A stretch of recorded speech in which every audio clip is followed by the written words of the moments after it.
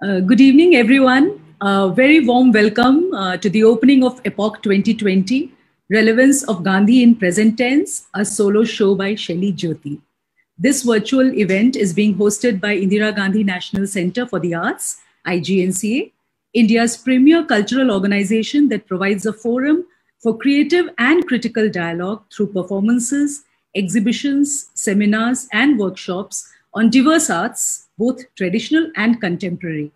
Today's event is truly special as it is an opportunity for all of us to relive the timeless teachings of Mahatma Gandhi through the artworks created by Shelly Jyoti. It is a great honor for me to introduce today's eminent panelists, and many of you have been a constant part of Shelley's remarkable journey, both as a visual artist and a cultural practitioner. Thank you once again for being here today. So I welcome all of you, Dr. Sachidanand Joshi, Member Secretary IGNCA, Srimati Tara Gandhi Bhattacharjee, Chairperson of Gandhi National Museum, Rajmata Shubhangini Raje Gaikwad of Baroda, Professor W.J.T. Mitchell from University of Chicago, Professor Lisa Trivedi from Hamilton College, New York, Professor Pradosh Mishra, and Professor Sampadanand Mishra, art historian and curator Lena Vincent. A very warm welcome to all of you. I also welcome those of you who are joining us today through Facebook and YouTube. But before we begin, a few words about the artist herself. Shelly Jyoti is a Delhi-based visual textile artist, fashion designer, poet, and independent curator. As a visual artist, she uses khadi as her canvas and the traditional craft of ajrak block printing as a brush stroke. This is what makes her artwork unique, for the beautiful synergy she creates between textile and art. For the last several decades, her art practice has centered around building moral and peaceful societies with a focus on Gandhiji's philosophies, which, according to her, remain relevant even in the 21st century, and especially during the times of the pandemic. Indeed, for Shelly, Gandhian values of Sarvodaya, Swadharma, and Swaraj are not merely terms to be celebrated on a particular day or occasion. These are a way of life for her. I've had the pleasure of viewing and writing about several of her shows, but I must mention some that have stood out for me, both for their symbolism and their style. Indigo Narratives, firstly, in which her work drew its iconography from the life and plight of Indian indigo farmers in eastern India and Gandhiji's Champaran movement. The success of this show is evident from the fact that it has traveled to 7 venues in India and the US since 2009. Then I must mention Salt, the Great March, which beautifully captured what it means to develop the Khadi spirit, which means to develop resilience, patience, and duty in ourselves. And then came its logical follow-up, the Khadi March, just 5 meters, I'm sure which must have inspired several people to use, interpret, and understand Khadi in their daily lives. I must also mention another show which was inspired by Gandhiji's Hind Swaraj. However, we must come back to the present. But before I speak about the current show, Epoch 2020, I invite Dr. Sachidanand Joshi ji to say a few words about the show. But I'll just take a moment to introduce Dr. Joshi for our audience. Dr. Joshi has worked consistently within the field of education, and he's the president of Bharatiya Shikshan Mandal and also the chairperson of advisory body on intangible cultural heritage and diverse cultural tradition of India relating to UNESCO. Dr. Joshi, a few kind words from you, please. For last 20 months, we have been experiencing torrid time in our life. This is a time which is unprecedented. Happenings in our life became horrifying, and leading life has become a nightmare. Nobody imagined that we would pass through such a testing time, where we realized that all our strength, all our development, all our emotions got vanished away because of a pandemic which is uncurable and unstoppable. As they say, time and tide waits for nobody. But this time we realized that even nobody could realize that time has done the greatest damage to our life. There is a lot more to discuss about time. There is a lot more to think over the time. And that is why the creators, the designers, the thought leaders have started thinking about time with a new approach, with an innovative approach. And sensitive people such as artists have expressed their desire to reinvent the time in different mediums. One such innovative artist is Shaili Jyoti, who expressed herself in different mediums which have never been tried by anyone else, like the fabric, like the 4,000-year-old tradition of Ajrak printing, like the use of indigo, like the use of fabric which is indigenous, which is handmade, which is hand woven by the grassroots level artist. And her imagination goes to different visions, different horizons. She has experimented this with the way Mahatma Gandhi went for his struggle of freedom in India. She experimented with truth, with non-violence. This time, Shaili Jyoti comes with another innovative approach, and this time she thinks about the time in Epoch 2020. This is not just an exhibition. This is a way of thought. This is a way to deal with the situation, with the stress situation, with the challenging situation.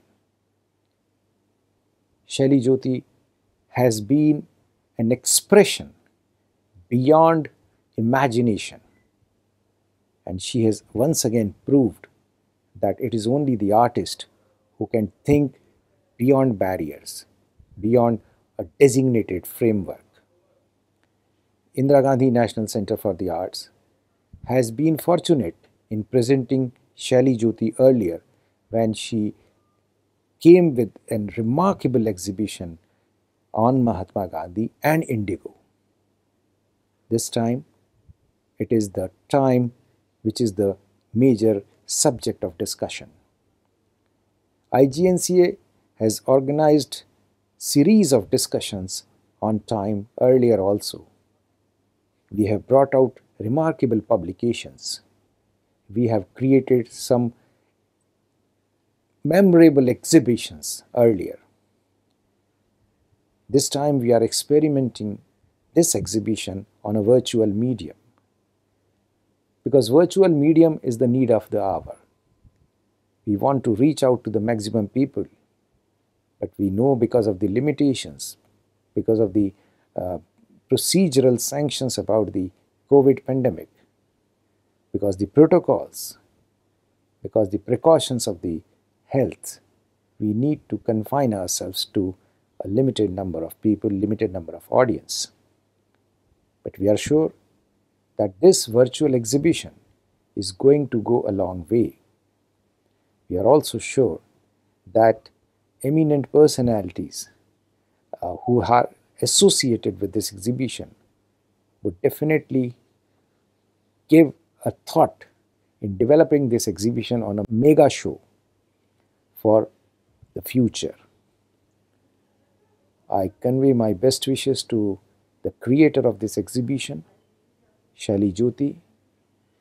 I congratulate the Kala Darshana division, which has collaborated this exhibition for the Indira Gandhi National Center for the Arts. I also salute the zeal of the artist, especially the Ajrak artist, who have been working despite the challenges they are facing in life. I also congratulate the designers who have designed this exhibition on a virtual medium. I would also request all the listeners, all the viewers, that we must come together to save the traditional arts such as Ajrak. I also urge that we all must take care of these artisans who are, despite severe challenges in their life, are trying to live up to the expectations and trying to sort of keep our traditions intact. Thank you, Shaili, for giving IGNCA an opportunity once again for getting associated with your creative venture. And I hope you all enjoy this exhibition. Namaskar. Thank you once again, Dr. Sachidanand Joshi. I now invite Srimati Tara Gandhi Bhattacharjee ji, who we also know as Gandhiji's granddaughter. For the past 28 years, she has been devotedly working for the Kasturba Gandhi National Memorial Trust, an NGO serving needy women in rural India. She has also participated in many movements such as the Ganga Bachao Andolan. She is serving as the chairperson of the Gandhi Museum. Dear esteemed friends, my friend and a brilliant artist, Mrs. Shelly Jyoti, wants me to be with all of you to share our thoughts on Gandhi in today's context. Today, as never before, we need the example of Gandhi. He was always on a spiritual journey on cosmic threads, which he related to constructive work, non-violence, and peace. I want to relate Gandhi to time and space as well. I see Gandhi's entire life as a spiritual human poetry. We have gathered here to relate Gandhi to today's time and life. The most significant subject today is in the context of the pandemic of COVID-19. This pandemic has shattered the human soul. But even with the reality of horrifying human tragedies and devastation all over the world, there is also the reality of human flow and spiritual reawakening. Even though we have been isolated from one another, there are the human and spiritual forces that have kept us together as never before. While we thought that the time has stood still, there was a sudden realization also that the time is flowing past us. Thousands of pandemic warriors are reaching out in some way or the other to the needy and to the families of victims. With all of you, I pay homage to the great heroes who have been the real essence of humanity, the salt of the earth. The devastated and shattered human soul is wanting to know, what is life? What is creation? And what are time and space? Time is witness to our reality as much as our reality is witness to time. As time flows by, it takes our reality to be stamped in the space. Time has also laughed a little for the fact that the human being feels that they are the most superior, most life in the creation. Why do I think that as a human being, I am the best in creation? What do I know about other lives? Animals speak their language, but we don't understand it. Plants speak their language and have their communication, but we don't understand it. Insects and worms probably have their own philosophy about which we know nothing. Death and life probably mean something else to them. We do not know. All we know is that we don't know, that we know nothing. In this situation, what do? Should we let our negativity and violence flare up? Or should we realize that the human life is given to us? That the human life is given to us to respect every other life. Let us remember that our thoughts and deeds are taken by time to be registered in the space forever. Once I had the privilege and honor of being in a special audience with the Holiness Pope Francis in the Vatican City. The Pope repeated again and again in 5 languages, "The Creator always forgives us, what is created never forgets and never forgives. If we hurt a tree, an animal, a life, or nature, they take the revenge. Please protect life around you. Papa Francesco's words have been certainly an inspiration for me that life is an art of living with beauty, peace, and non-violence. Gandhi was always a living example of beauty, space, and non-violence. Even when Gandhi touched an inanimate object, he touched it as though he was touching the life in it. Shelly Jyoti's art expresses her respect to creation by creating beauty with threads on the spinning wheel. Metaphorically, threads, colors, music, art, friendship all bring us together. I want to share some thoughts with you. What is the sound? What is the vision in the spacelessness without horizon? The space, time, and horizon, what would it be without all that? On a thread of creation, in a global circle, a pilgrimage of silence, seeking in orbit, a moment of enlightenment, of peace and truth, within and without. Right now, we can only hug the moment. We do not understand the time and space or the timelessness and spacelessness, but we know we can hug the moment. Like all of you, I wish that I always remain with the realization that this life is precious and I should respect every other life. With all of you, I pay homage to the life and message of Gandhi and his wife, Kasturba, without whom he could not have been the Mahatma that he was, so in a way that he has become. Before he became the father of the nation, Kasturba had already unofficially become the mother of the nation. And I pay homage to the greatest power in creation, as much as we know, is the mother power. And if we can give a bit of that to the next human being, there would be no violence, a very little chance of violence on earth, on this planet. Let us be together in respecting the time and let us hug the moment together. Thank you. Thank you once again, Srimati Tara Gandhi Bhattacharya. A very warm welcome to our next speaker, Rajmata Shubhangini Raje Gaikwad, who is the Chancellor of the Maharaja Sayaji Rao University of Baroda, MSU, since 2012. She has been engaged with social service organizations, especially connected with women welfare and their social and economic empowerment, as well as environmental problems in and around Baroda.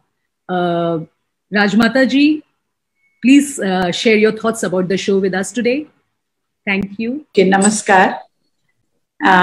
Dr. Sachidanand Joshi, Member Secretary, Indira Gandhi's National Center for Arts.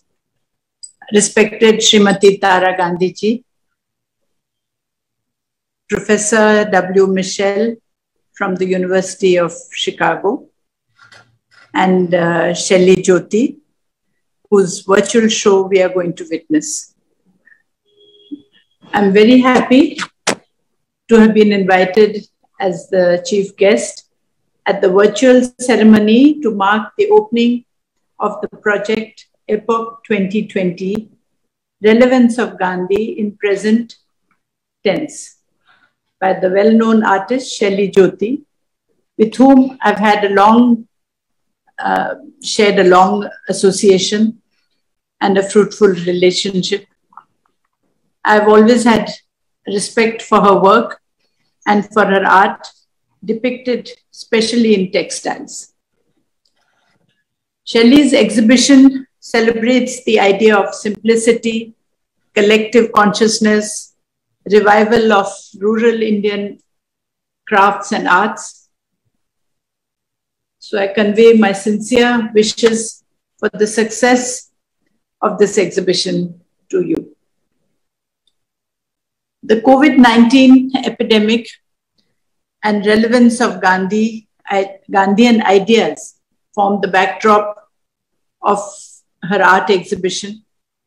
The current pandemic has not only created an unprecedented situation of economic and social breakdown, but also highlighted the fragility of the values by which we have been living our lives.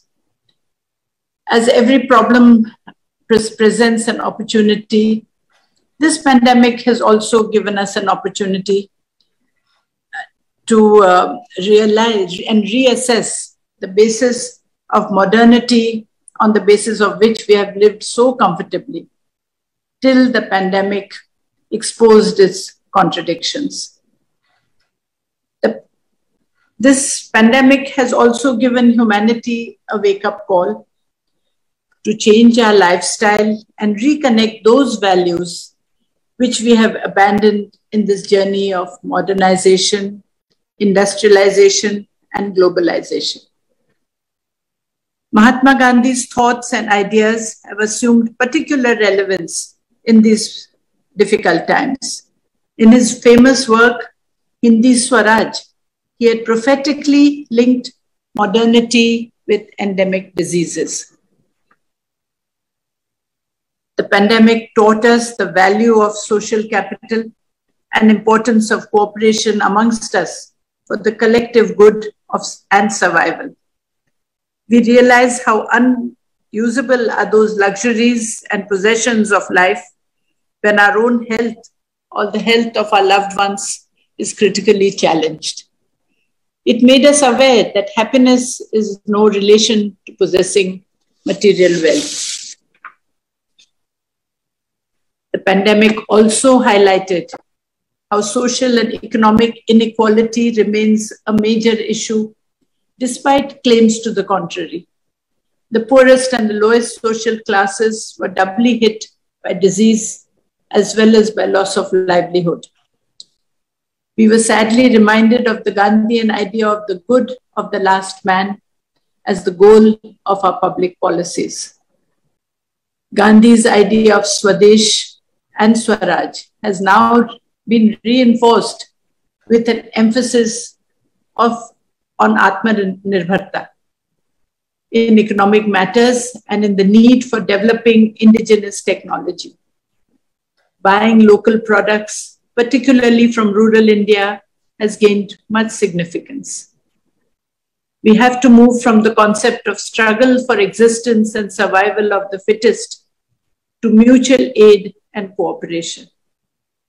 The pragmatic thoughts of Gandhi have given a new vision to harmonize nature with the needs of people.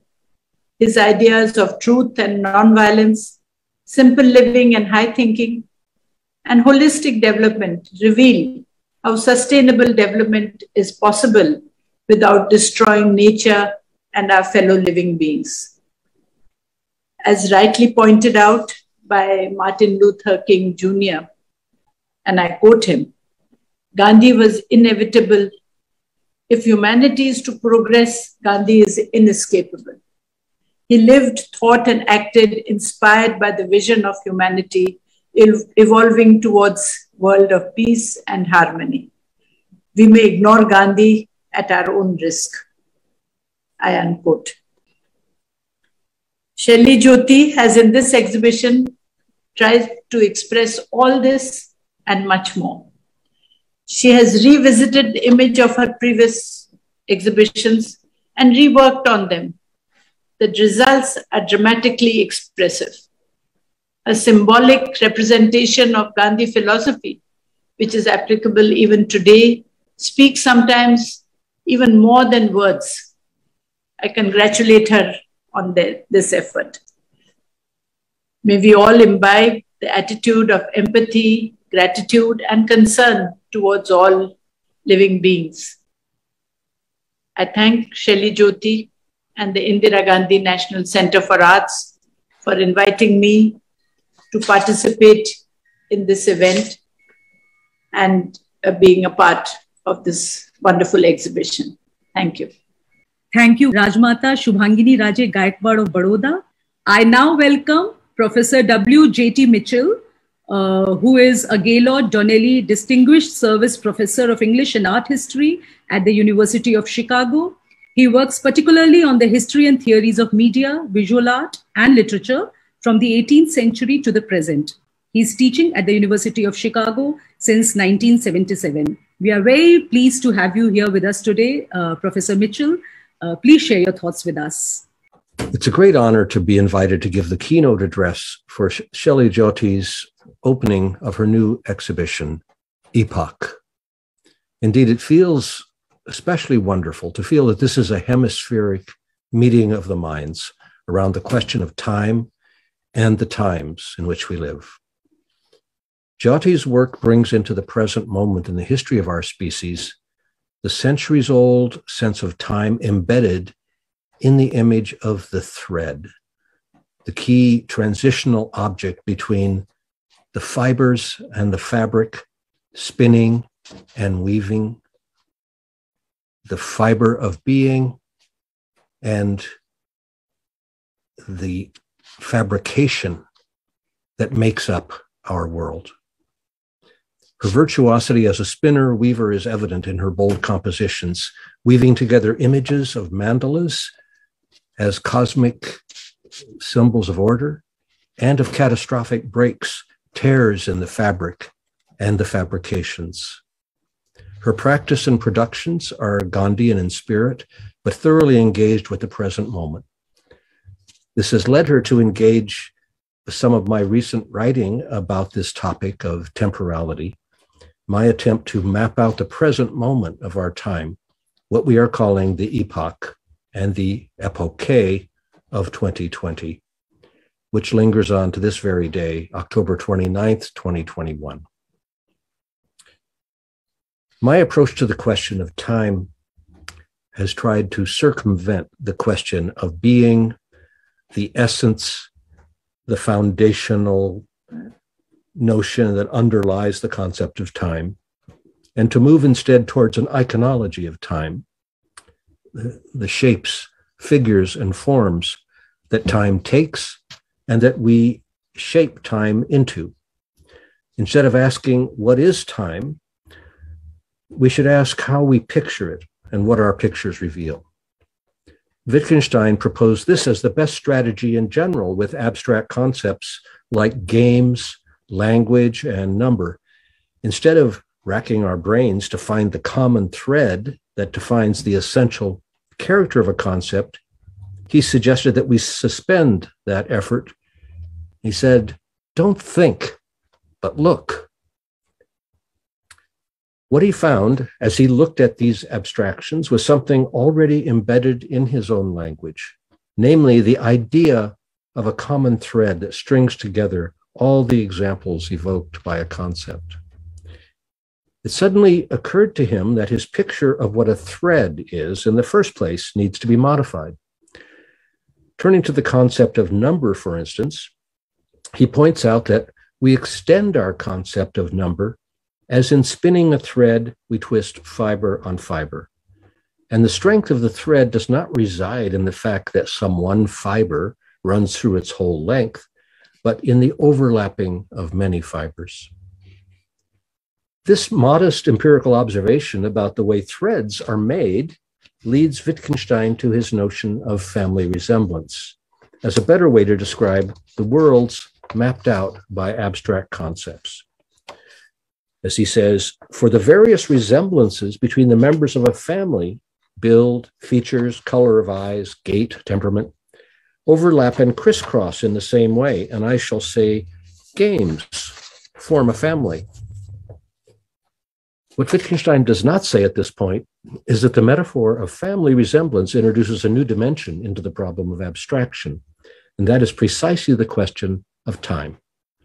A family, whether nuclear, cultural, family, or human, is a temporal entity that combines continuity with diversity and difference. The hidden essence of a family is not a single common thread, whether of external features or a single fiber of DNA, but a spinning of fibers to form a thread. I propose, therefore, to add to his list of abstract concepts, that is, numbers, game, language, the very idea of time itself. Instead of asking, what is time? We should ask, how can we and do we picture time in a way that includes the numerous phenomena, memory, imagination, mechanical devices, seasonal cycles, actions, narratives, duration, and epochs that make up our use of the concept of time, without reducing them to some single common thread that defines its supposedly essential nature. This seems especially useful given our tendency to represent time with geometrical abstractions such as lines, circles, and points. The image of the timeline and of an irreversible unidirectional arrow of time dominates our notion of temporality, even as our experience requires us to modify the line and especially to thicken it in a way that complicates its abstract purity. One notable modification of the straight timeline in our time is the ever-present awareness of waves of death in time in the current pandemic. From the standpoint of planetary and lunar rotation around the sun, the lines of space-time inscribe circles, cycles, epicycles, and spirals that return to a same time that is also and always different. Sometimes time seems to stop or pause or suspend itself or to undergo breaks that cut the line and introduce discontinuity. The idea, quite contradictory, that time is both endlessly divided and continuous at the same time is what underlies the common and companion concepts of the epoch and the epoche. The epoch is the period of history, the epoche, the punctuating moment of crisis or suspension that marks the divisions between periods. The epoche can also be, like this moment in time, an interval for pausing and reflecting or even meditating quietly while spinning ideas and threads into a new fabrication. This picture seems especially vivid at a moment when time has seemed to intensify for great masses of people while pausing. And I'm talking about not just members of a family or society, but for what we used to call the family of man, the human species as a global entity. The epoch of the pandemic has produced a new planetary consciousness of time. The time before the year 2020 is often referred to as if it belonged to a different century altogether. And the time when the pandemic will subside or transform itself from a crisis into a new normal is an obsession of our future-oriented consciousness. The pandemic all by itself would be and has been sufficient to focus the attention of the world on time understood as the present, a dilated, expanded present, which has now lasted since the early days of the year 2020. But the pandemic has been accompanied by three other demics that rival the intensity of the plague we are enduring and that are especially evident in my own country, the United States. The first might be called the ecodemic of planetary climate change, which has suddenly become not a matter of speculative or scientific futures, but of present catastrophes in the weather, from violent storms to flooding to droughts and enormous wildfires.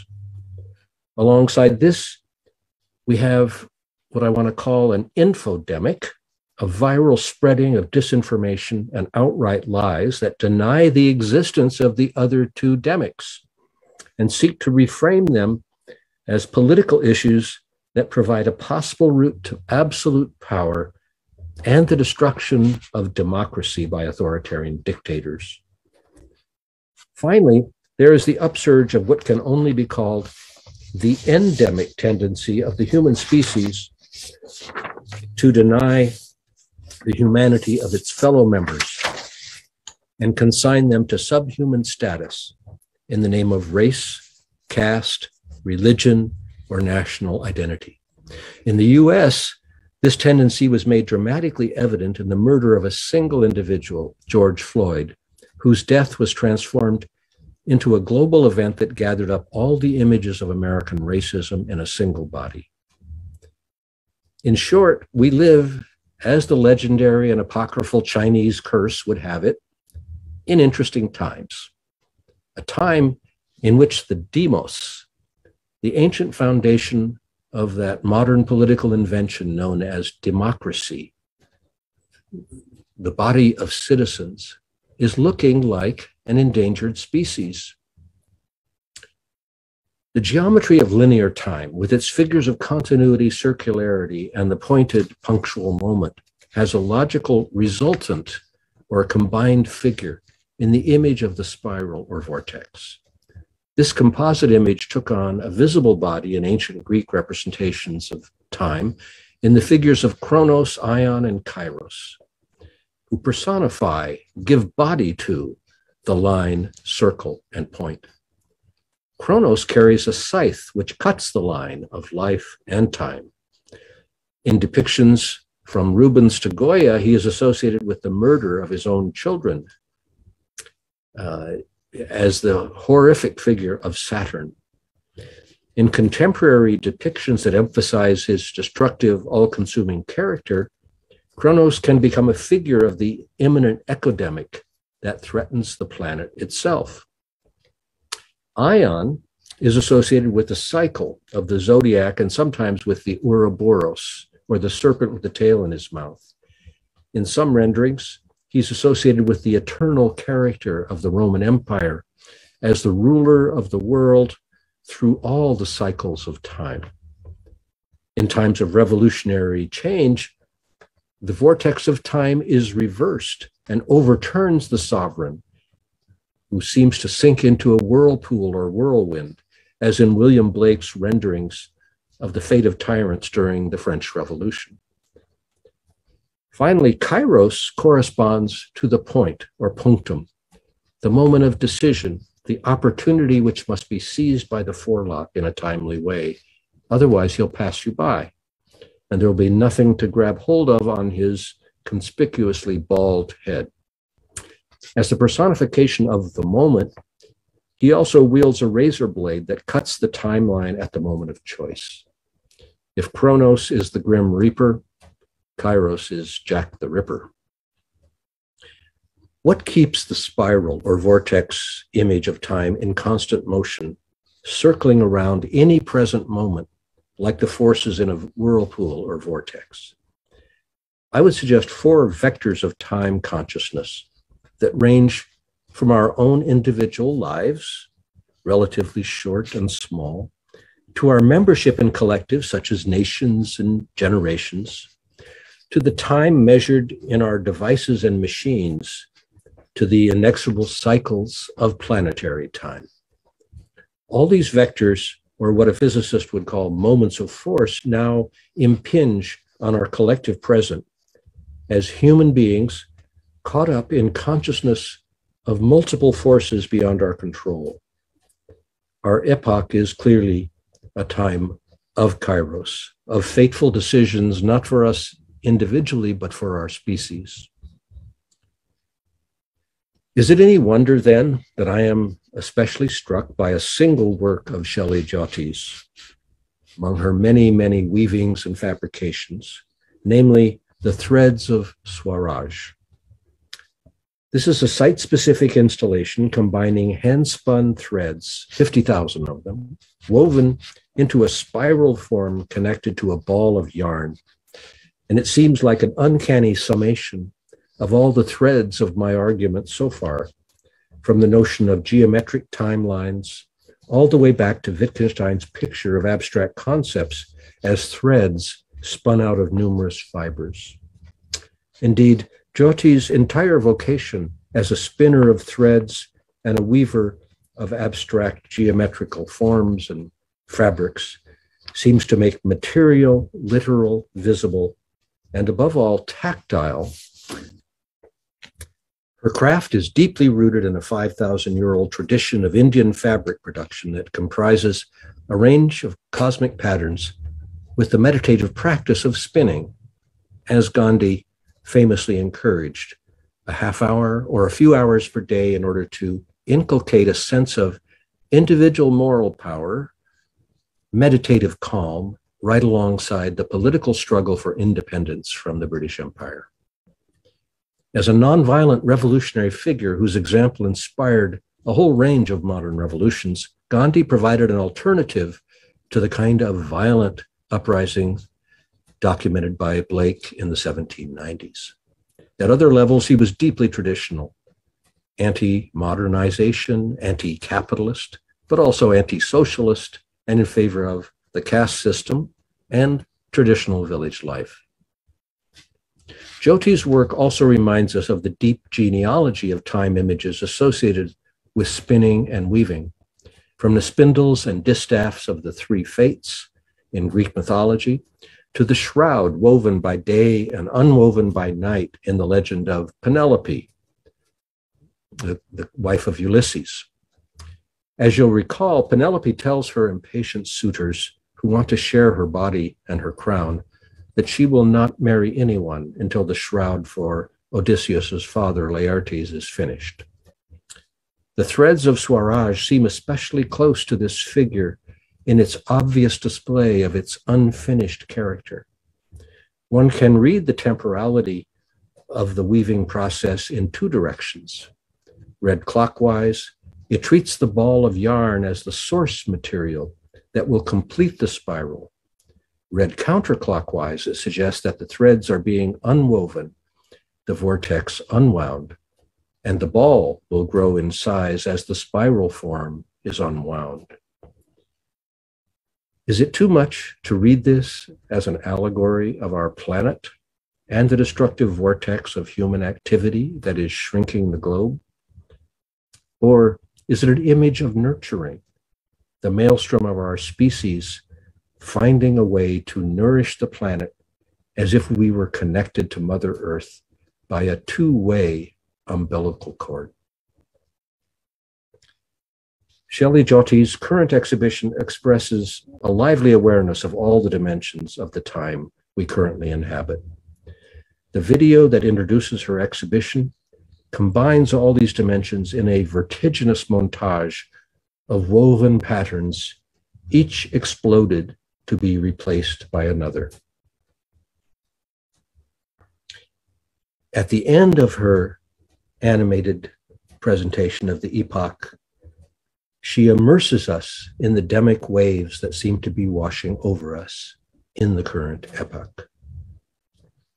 Whatever our reading of the threads of Swaraj, I want to make one final connection between it and a completely different treatment of the techniques and metaphorics of spinning, weaving, and mobilizing the uses of yarn.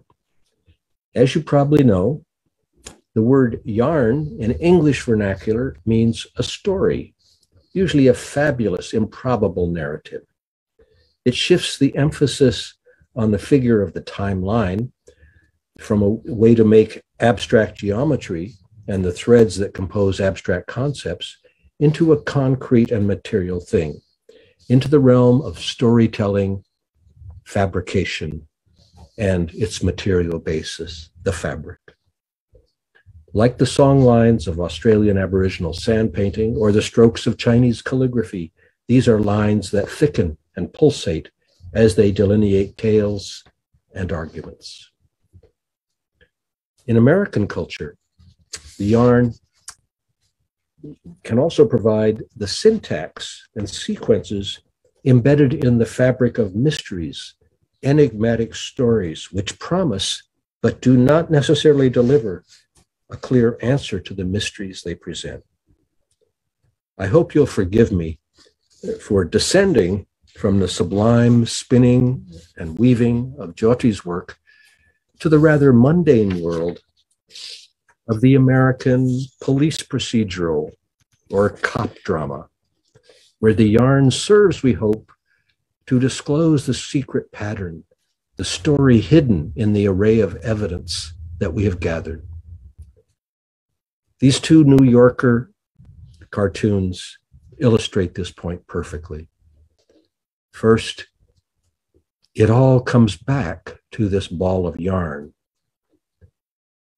which seems to uncannily rhyme with the ball of yarn and the woven spiral of Shelley Jyoti's threads. And its companion cartoon by a different artist, observing the same sort of evidence wall with all of the parts of it linked together by threads and by yarn, observing this is a troubling image because the detective, the observer trying to figure out the heart of the mystery, finds that he is entangled in the very thread. In the one cartoon, the thread goes back to the world itself, the ball of yarn.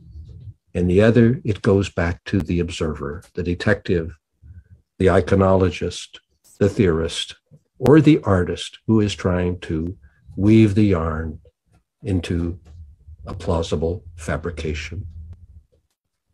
Perhaps these are images of a peculiar American pragmatism about time, narrative, and the mysteries, enigmas, and paradoxes that beset our attempt to make sense of time, of what happened, is happening, and will happen. We have an inveterate desire to know who to blame, who caused the problem, and how to expose it. But our cartoonists here take on an ironic and what I would call a Gandhian perspective on the yarn that they are trying to weave as something that leads us back to ourselves and to the world. Thank you very much. Thank you once again, Professor W.J.T. Mitchell. Professor Lisa Trivedi, a warm welcome to you. Professor Trivedi is the chair, Professor of History in Hamilton College. She's a cultural and social historian of modern South Asia. She has written her doctorate from the University of California at Davis. Her first monograph, Clothing Gandhi's Nation, Homespun in Modern India, was supported by a Fulbright scholarship to India in 1996. I'd also like to share with all of you that Professor Trivedi has collaborated with Shelley's projects in the past as well. And she has written extremely insightful essays for Shelley's catalogs, show catalogs, and documented them beautifully. Welcome, Professor Trivedi. Please tell us what you think about today's event, the show, Shelley's work. I'm so delighted to have been invited to participate in this wonderful new work by Shelley Jyothi. My name is Lisa Trivedi, and I'm a historian of modern India, teaching at Hamilton College in upstate New York. How might Gandhiji's legacies help us to think clearly about the crisis through which we are living? And what actions might we take given Gandhiji's lessons? I have three thoughts to share with you today. The first is more of an observation. Our experience living through a global pandemic binds us to Gandhi in surprising ways we may not realize at first. As you are no doubt aware, Gandhi lived through the 1918-1920 global influenza pandemic. Influenza arrived in India in June of 1918, with Indian Army troops returning from Europe, where they were serving in the First World War. Some have suggested that a serious illness Gandhi suffered in August of 1918 may have been influenza, although this remains speculation. What we can say for certain is that the pandemic a century ago affected Gandhi and his family quite personally. One of his daughters-in-law and a grandchild succumbed to the disease. Without a vaccine or treatments, as we are developing today, influenza touched millions of lives across the globe, and it devastated India more than any other single country in the world.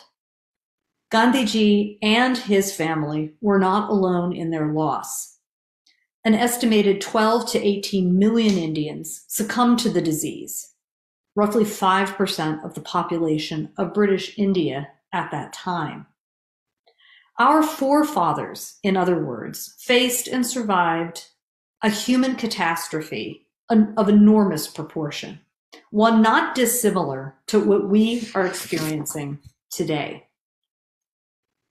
But despite his own loss and the loss of many, many around him, the era of the influenza pandemic was nonetheless a very busy one for Gandhi, who continued to engage with a range of political issues facing India at the same time. He supported mill workers who went on strike in Ahmedabad. Gandhi continued to write for his newspaper, Young India, where he publicly responded to the disappointing British government of India's Montagu-Chelmsford Report of 1918, to the passage of the controversial Rowlatt Acts, which restricted civil liberties in 1919, and to the atrocities of the Jallianwala Bagh massacre, which precipitated non-cooperation. From Gandhiji's life, in other words, we can learn that in the face of overwhelming suffering, personal loss, disorientation, all things we have experienced as a global community, despite those things, we must continue to face and address injustices when they occur. The second point I'd like to make is a comment on how Gandhiji might think about our pandemic a century later. Gandhiji had a complicated relationship with modern Western medicine. His political treatise, Hind Swaraj, includes criticism of doctors and the medicine that they practiced.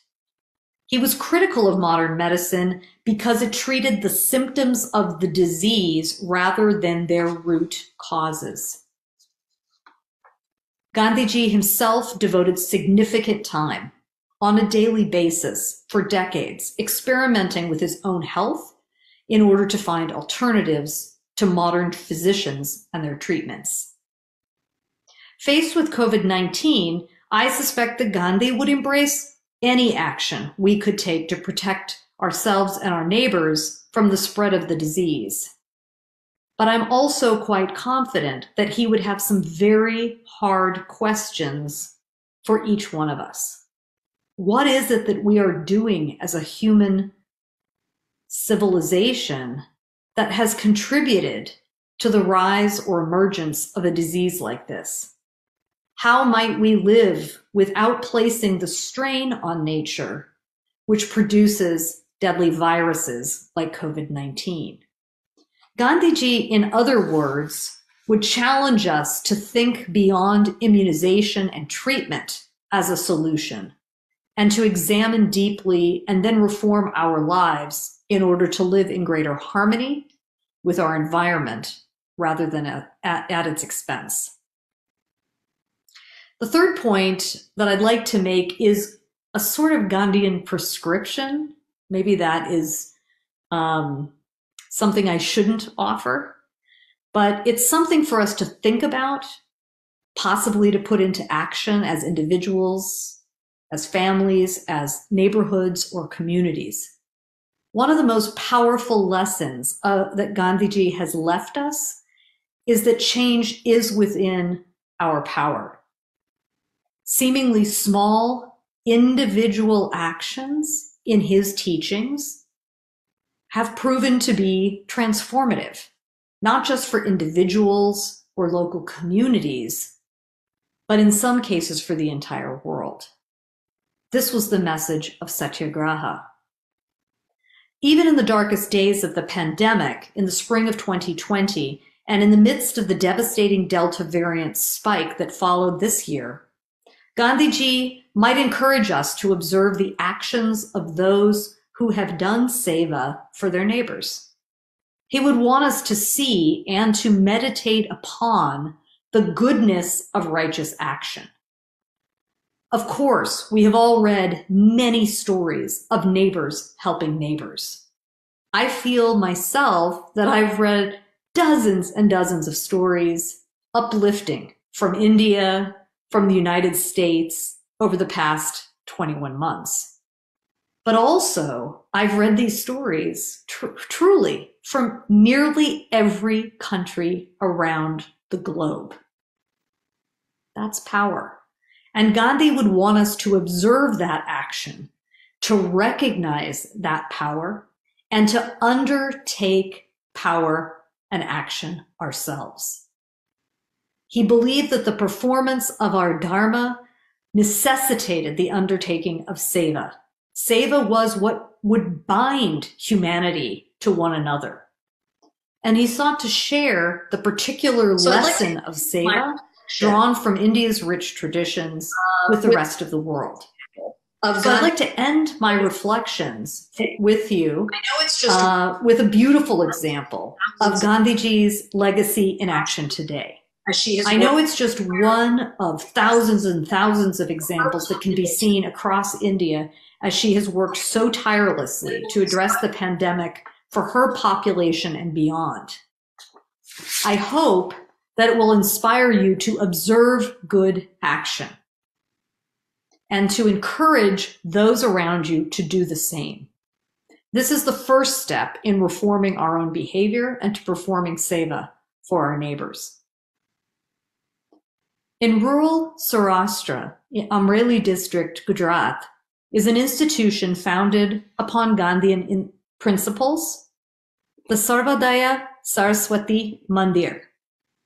It was started in the 1950s by workers who followed Gandhiji's instructions to go to India's villages and spread self-sufficiency among the most disadvantaged in the national community. Over the course of nearly 70 years, Sarvodaya Saraswati Mandir has educated thousands and thousands of children through the 15 schools established in that district, including elementary, intermediate, and secondary schools. The ashram is also home to a teacher's training college for women and to a balgar for children who have been abandoned or orphaned.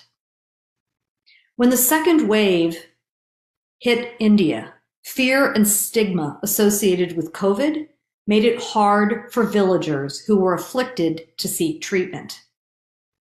With their own dormitories emptied during lockdown, the ashram's teachers made the extraordinary decision to open a COVID ward in their community. Now, let there be no mistake, the ashram community, which had avoided any cases, was taking a risk. They were ready to accept COVID within their midst in order to serve others. And they recognized that their neighbors in the surrounding villages, who for the most part lived in one-room dwellings, had no way of isolating those who fell ill. They quickly created a ward for 28 patients. Local medical professionals were engaged to treat patients in need. Because the institution already ran a Seva Kendra, they had medicines and supplies on hand to care for patients. Sympathetic doctors and a local hospital provided what they could to the ashram to support the clinic. Patients were provided with food and liquids during their stay by the ashram, as well as Ayurvedic and homeopathic treatments.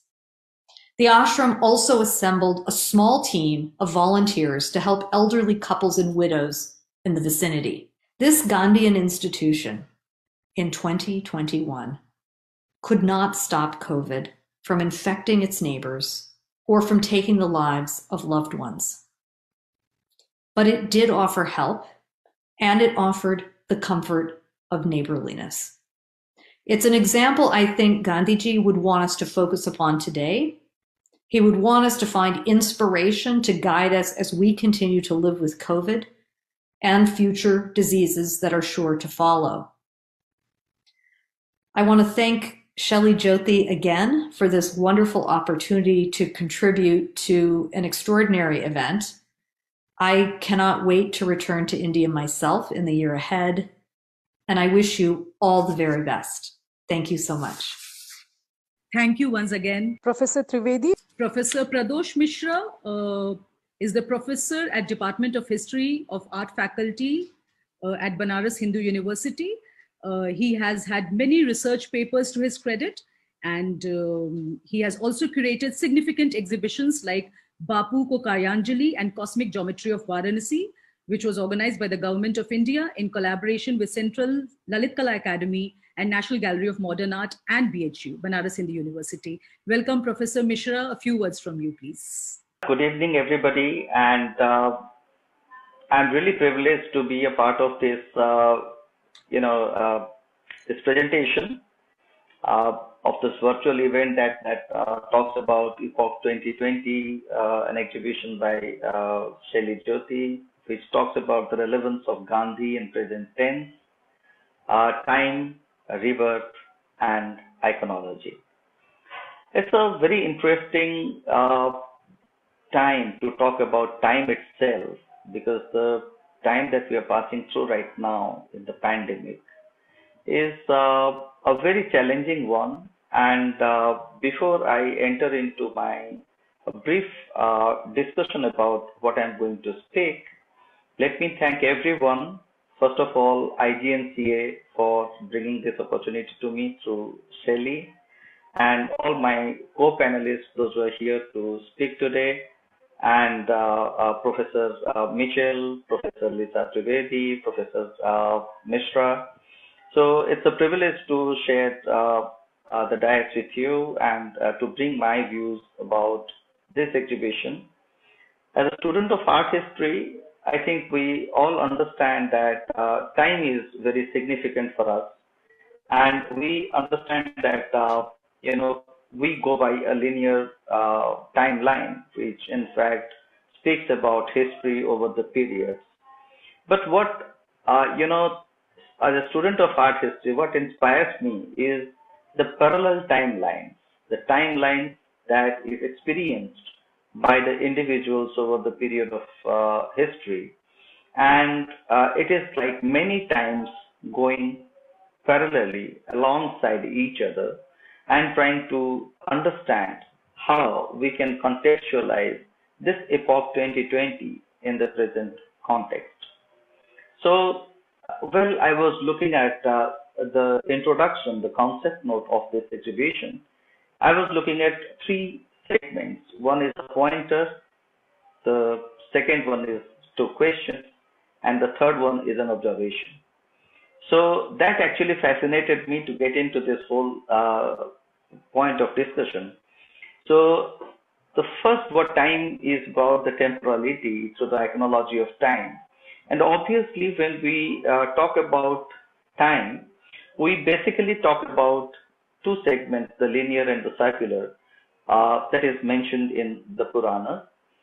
However, in the contemporary context, the multiple individual lived experiences as a collective creates a multi-dimension of time on the same plane. And I say this because the impact of the situation on the human race is not universal, but it is unique and subjective. Of course, with a note that the pandemic had no choice for people or place. But but the lessons learned are more or less similar during the frozen time that had no choice.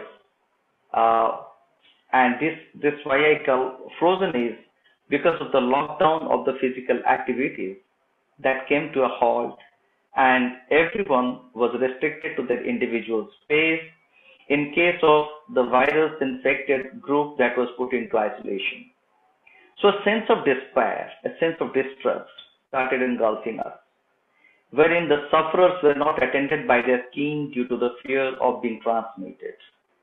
And I'm talking about the time that forced restraint and changed human behavior, for sure, with the pandemic new normal being introduced to humankind.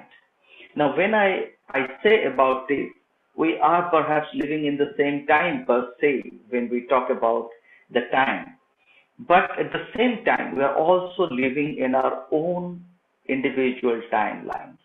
For example, suppose somebody is suffering from the pandemic and he is a member of your family, then the time that he or she lives is different than the time the other person who is not infected is living. And that is where actually my perspective is. And that is what I wanted to understand through the creative factors as it moved on. How people, how the artists, how the creative individuals were trying to understand this entire, epoch through their own understanding. And this, what actually was happening, started with a chaos. Everybody thought that we are going into a very strange realm where we'll be experiencing something was not experienced earlier. With a kind of panic, everybody entered. Slowly, they started, the time started revealing itself, like Professor Raymond Panikkar says, that the time is a revealer of all things. So as the time revealed it before us, we started experiencing everything from, the challenges that we face around us to the challenges that we face within us. So what actually we were facing? We were actually struggling to identify the self. And within this identification of the self, we were trying to sort of understand how to face this challenge, how to address it, and more importantly, how to creatively address the situation. This gave a lot of variations. Like some people were trying to take advantage of this time. Some people were trying to succumb to the pressure of the time, and some people were trying to redefine themselves over a period of challenges that they were facing. And I find these challenges were faced extremely well by creating number of opportunities that were giving a lot of creative platforms to people. First of all, when people thought they're isolated within the four walls of the house, they were introduced to a virtual world where they were trying to interact with whom they would have never interacted in person for a longer time. Everything became so close. Everybody started to communicate. There could be a sense of fear, there could be a sense of uncertainty, but within that sense of uncertainty and fear, they came up from those four boundaries and started interacting in a virtual mode. Suddenly we found there is a manifested platform of virtuality. That is where everybody were interacting very freely. And come like about 3 months after the pandemic lockdown, which I call frozen time, was over, it seemed like everybody was trying to express themselves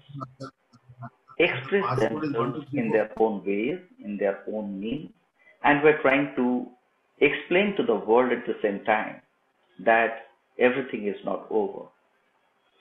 So, human race is very resilient, and we have understood that over a number of occasions. When there is a time of distress, the race has come over, and they have sustained those situations. So, when we are looking at time in that context, we're talking about something which is extraordinarily powerful. It can give you a lot of healing effect. It can give you a lot of, kind of self-exploration. And perhaps it gave us a number of ways and means to rediscover ourselves. Perhaps a very less number of people amongst us must have experienced the self in isolation. In a crumbling world where we rush for our life, we rush for our living, to be isolated within four walls was a challenge, but slowly people started to realize that it is an opportunity. And while we were rediscovering ourselves, a lot of challenges that we faced gave us an opportunity again to reconstruct our thoughts, reconstruct our livelihood. And when we were trying to do that, number of indigenous practices came back to ourselves for our living. like yoga, which we thought was not very important part of our life because of the business that we do. But then everybody had time to do that yoga for enhancement of immunity. That what we thought is a breath. People try to take a lot of care about their health. Suddenly everybody became aware about their surroundings. Everybody became aware about how they are going to respond to the situation that they were facing. Now, when we're talking about these challenging times, we're talking about something that is coming out of this in a very creative manner. And when I was going through the works of Shelly Jyoti, it in fact was extremely powerful, and they were giving us a lot of information. And those information were not like something which is very limited to a personal interpretation of time, but sort of dwelling between a professionalism, a professional identity, as well as the personal experiences. So for me, the work that we are going to see in this exhibition and the works that were presented were very interesting to me because they came on a different medium. Earlier, I am used to looking at Shelly Jyoti's works in the indigo, in the Ajrak pattern, and now I see them on a acid-free paper, and they are not only coming in with forms that were very engaging, but are also coming in with a lot of experiments. And those experiments were giving us an idea as to the fleeting situation of the life, or the life in the flux, or is the dynamics that goes in. But at the same time, we also look at how these paintings that she has, these works which she has titled as The Rebirth, The Golden Boat of Life, they were in fact, through the animation that I saw, were very, very captivating. They're sort of giving us a subtle way of looking at the movement, and the movement which is a perennial situation of everyone's life. And then there is a kind of follow-up of fear, which in fact gets in and out of life. So that kind of an understanding which she has created is absolutely amazing. But what actually interested me was two things, and I'll be coming to that. But before I come to those two things, I'll just let you know that when I was doing my undergraduation and post-graduation, I was also doing some paintings, and fish was one of my favorite subjects. I didn't think that, I just saw them that fishes always move together. So they move in a collective. And I always titled them as togetherness, because they're not isolated, they're not individually moving creatures. But when I saw Shelley's fishes, it almost reminded me of what I thought about them. And then this term collective was so exciting for me. I was trying to look at them. And this collectiveness of the humanity is so powerful. And when we were actually struggling for, the medicines, the kind of hospital requirements, we're trying to sort of pull in all the resources, and we found a lot of volunteer groups coming together to save lives. Perhaps, that was sort of thing which was reflecting at the back of my mind. And then when I was trying to look at the Kintsugi series, where again the rebirth is created, what a beautiful way of showing that from a Japanese perspective, celebrating that fragmented porcelain or the fragmented objects. So recreating them and cherishing that that those joints, those appearance of stitching together several parts of those objects. So how beautifully a person can create this to bring back to us a faith, a trust in life. that nothing is ugly. It is all beautiful. Just you have to change the perspective to look at the beauty of how it has been recreated.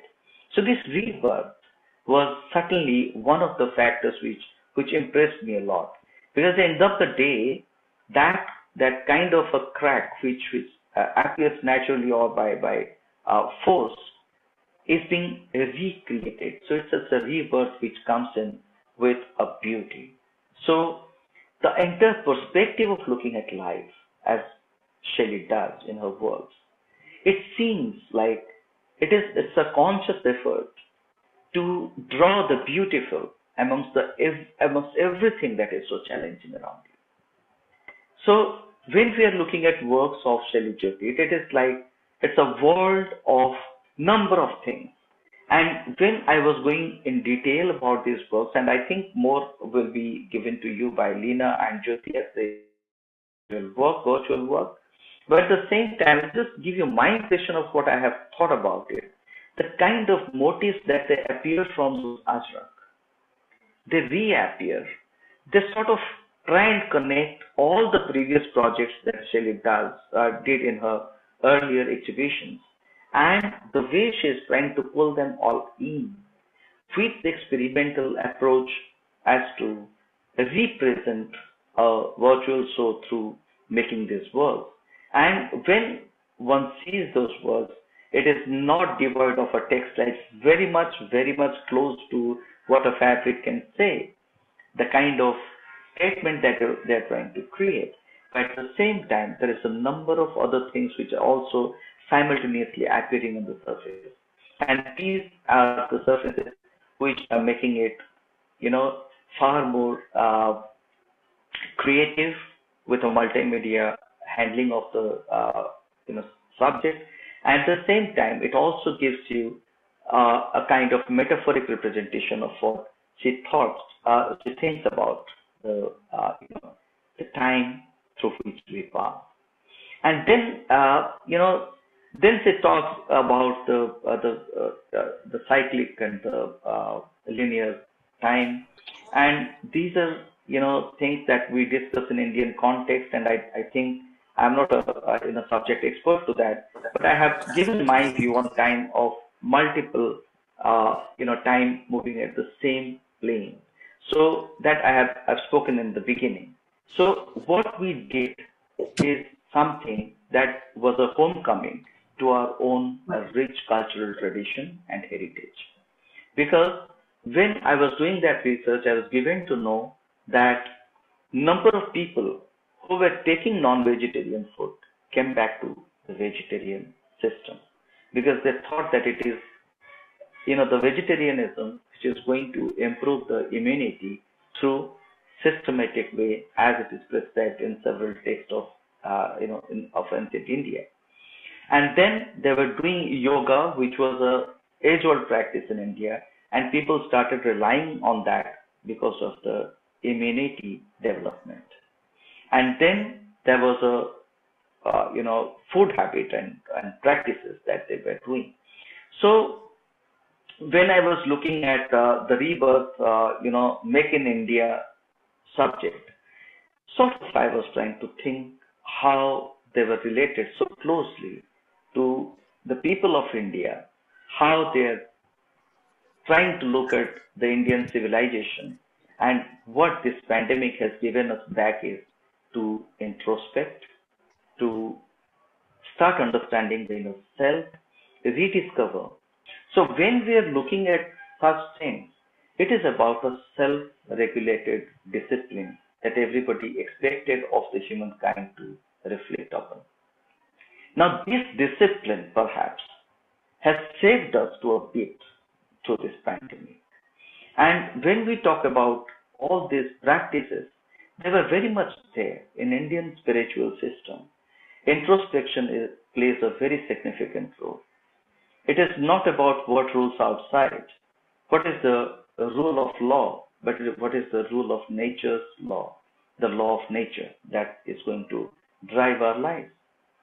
So there was a lot of self-constraints and lot of regulated discipline that everyone had to go through.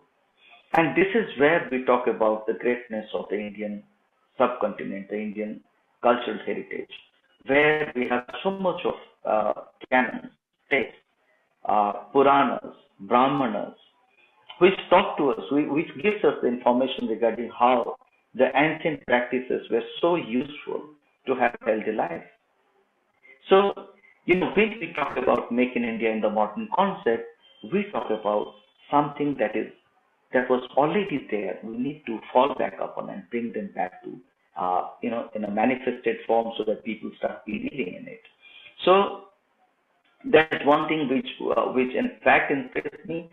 Then finally, I found that a very interesting way of mingling, in the Koi Fish series that I was telling a little earlier, is very interestingly composed with same pattern of the indigo or construct that she has been doing with the fishes, and alongside keeping the yogic postures. How beautifully these yogic postures are created in a way that it almost transforms into a lot of dynamic movements and a lot of balancing acts. Now, what this balancing act is defined as by Shelley is self-control and self-care. So, when we were getting a chaotic world outside, Shelley almost tells us to get back to self-care. And not only Shelley, but it was a practice which was done by most of the human race to have a self-control, to have a self-care, because everybody has to look after themselves. So these works are not only artworks that I see in isolation as a work of art which has to be displayed, but I see them as something which has a very deeper relation with our life, our habits, our behavioral pattern, and so forth and so on. So finally, where she ends is infodemic, and that's quite an amazing thing.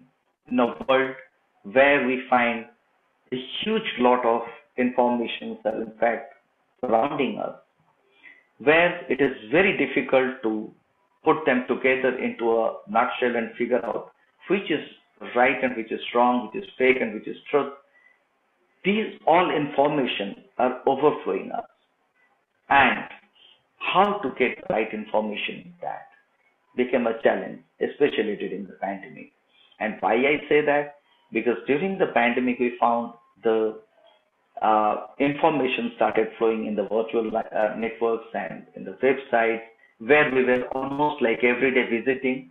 And as a teacher, we were supposed to teach online, which was not practiced earlier, but which was introduced in the mid of the pandemic in order to continue with the educational system, with the progress of the educational system. So that is where we also felt how interesting this is. This is very good to explore a new world, but at the same time, how challenging it is to address the students through this new mode, virtual mode. But all this given, what I find in this entire project which she has undertaken for this exhibition is tremendous. It's very intriguingly motivating. It is extremely inspiring. And while we find hundreds and hundreds of online exhibitions which are happening during the pandemic and after. Why I say after is because now we are thinking that we are over with the pandemic, and therefore I term it as after. So when we look at this time, we find that such intentional, intensive work with such serious mode of curatorial discipline coming up for everyone to see. So it's really very amazing. My congratulations to Shelley Jyoti for this exhibition, and I am very happy and proud to be a part of this. Thank you so much. Thank you once again, Professor Pradosh Mishra. Dr. Sampadanand Mishra, a warm welcome to you. Dr. Mishra is a professor at Rashtraman School of Public Leadership at Rishiwood University. He is a Sanskrit scholar, researcher, speaker, author, teacher, and founder of world's first ever 24/7 Sanskrit radio, Divyavani. We welcome you, Dr. Mishra, and please share your thoughts with us. Okay, namaskar.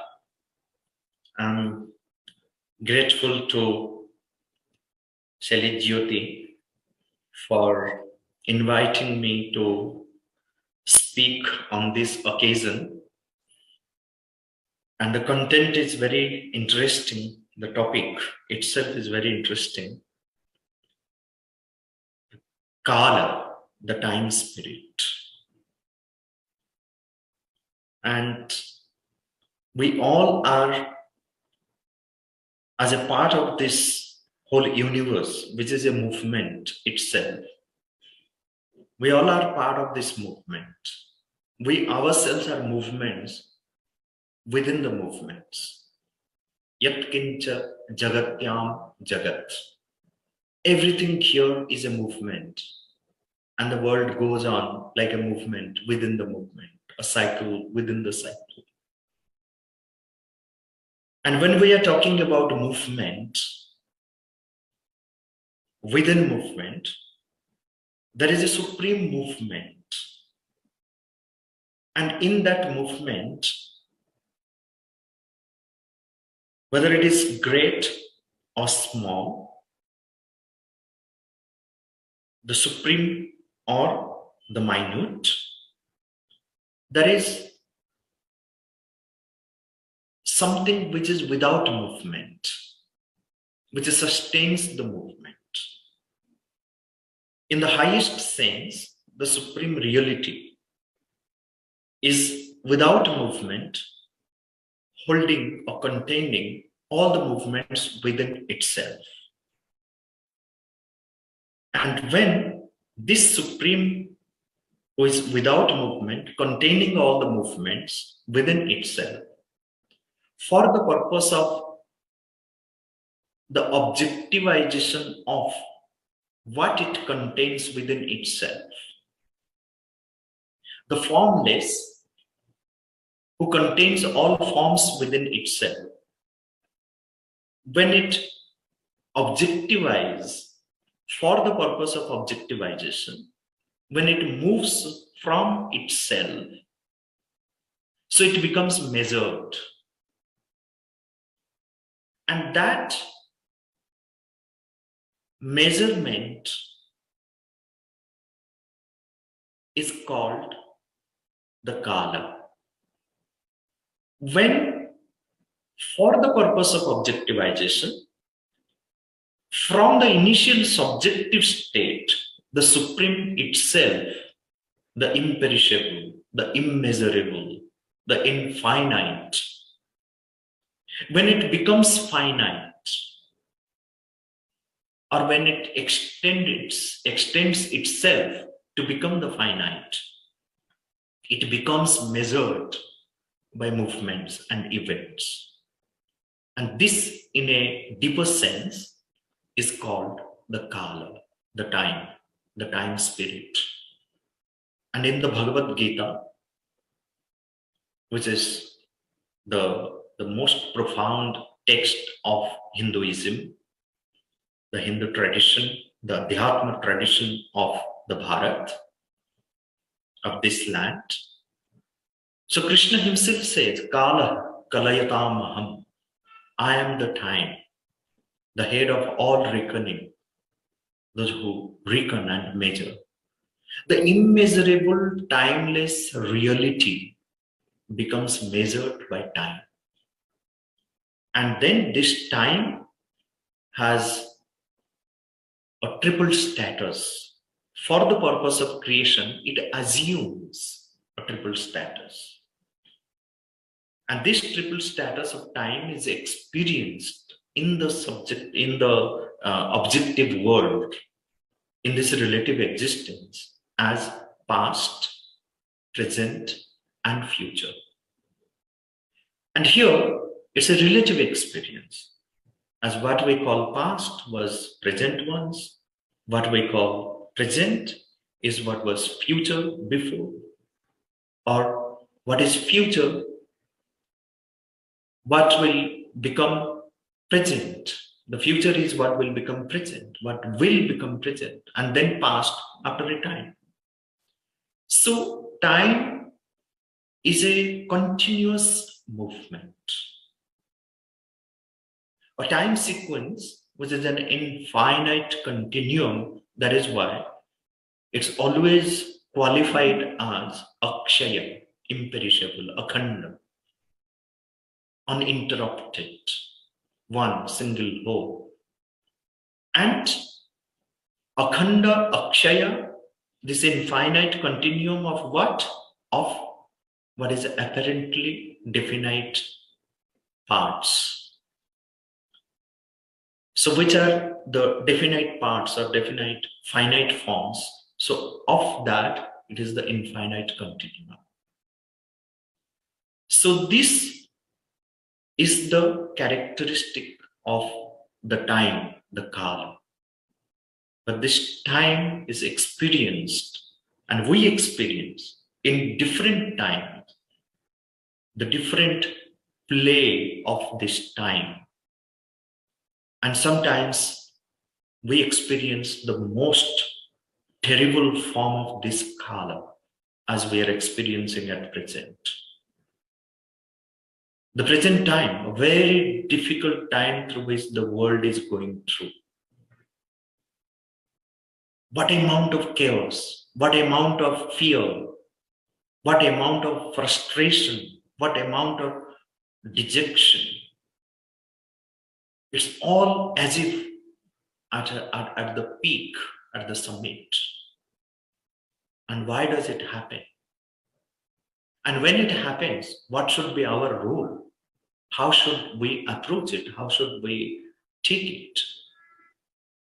And this is not something which has happened for the first time or is not going to happen in the future. In the process, in the course of our evolutionary journey, such time periods, they come and then they go. Even more terrible period may come in the future.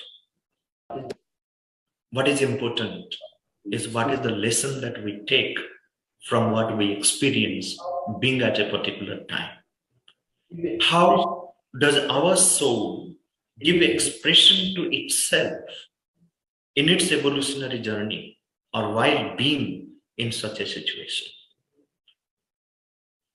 And the situation is so terrible, so bhayankar, where one just experiences the kala in the form of death. So that is why another meaning of kala is death. The kala itself is death.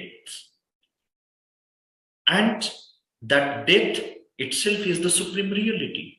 As Krishna says, kalosmi, I myself am the time spirit. Ahameva akshaya kala, I am that imperishable kala. But at the same time, he says, kalosmi loka kshaya krut pravritta. I am here in the form of death, the destroyer of everything.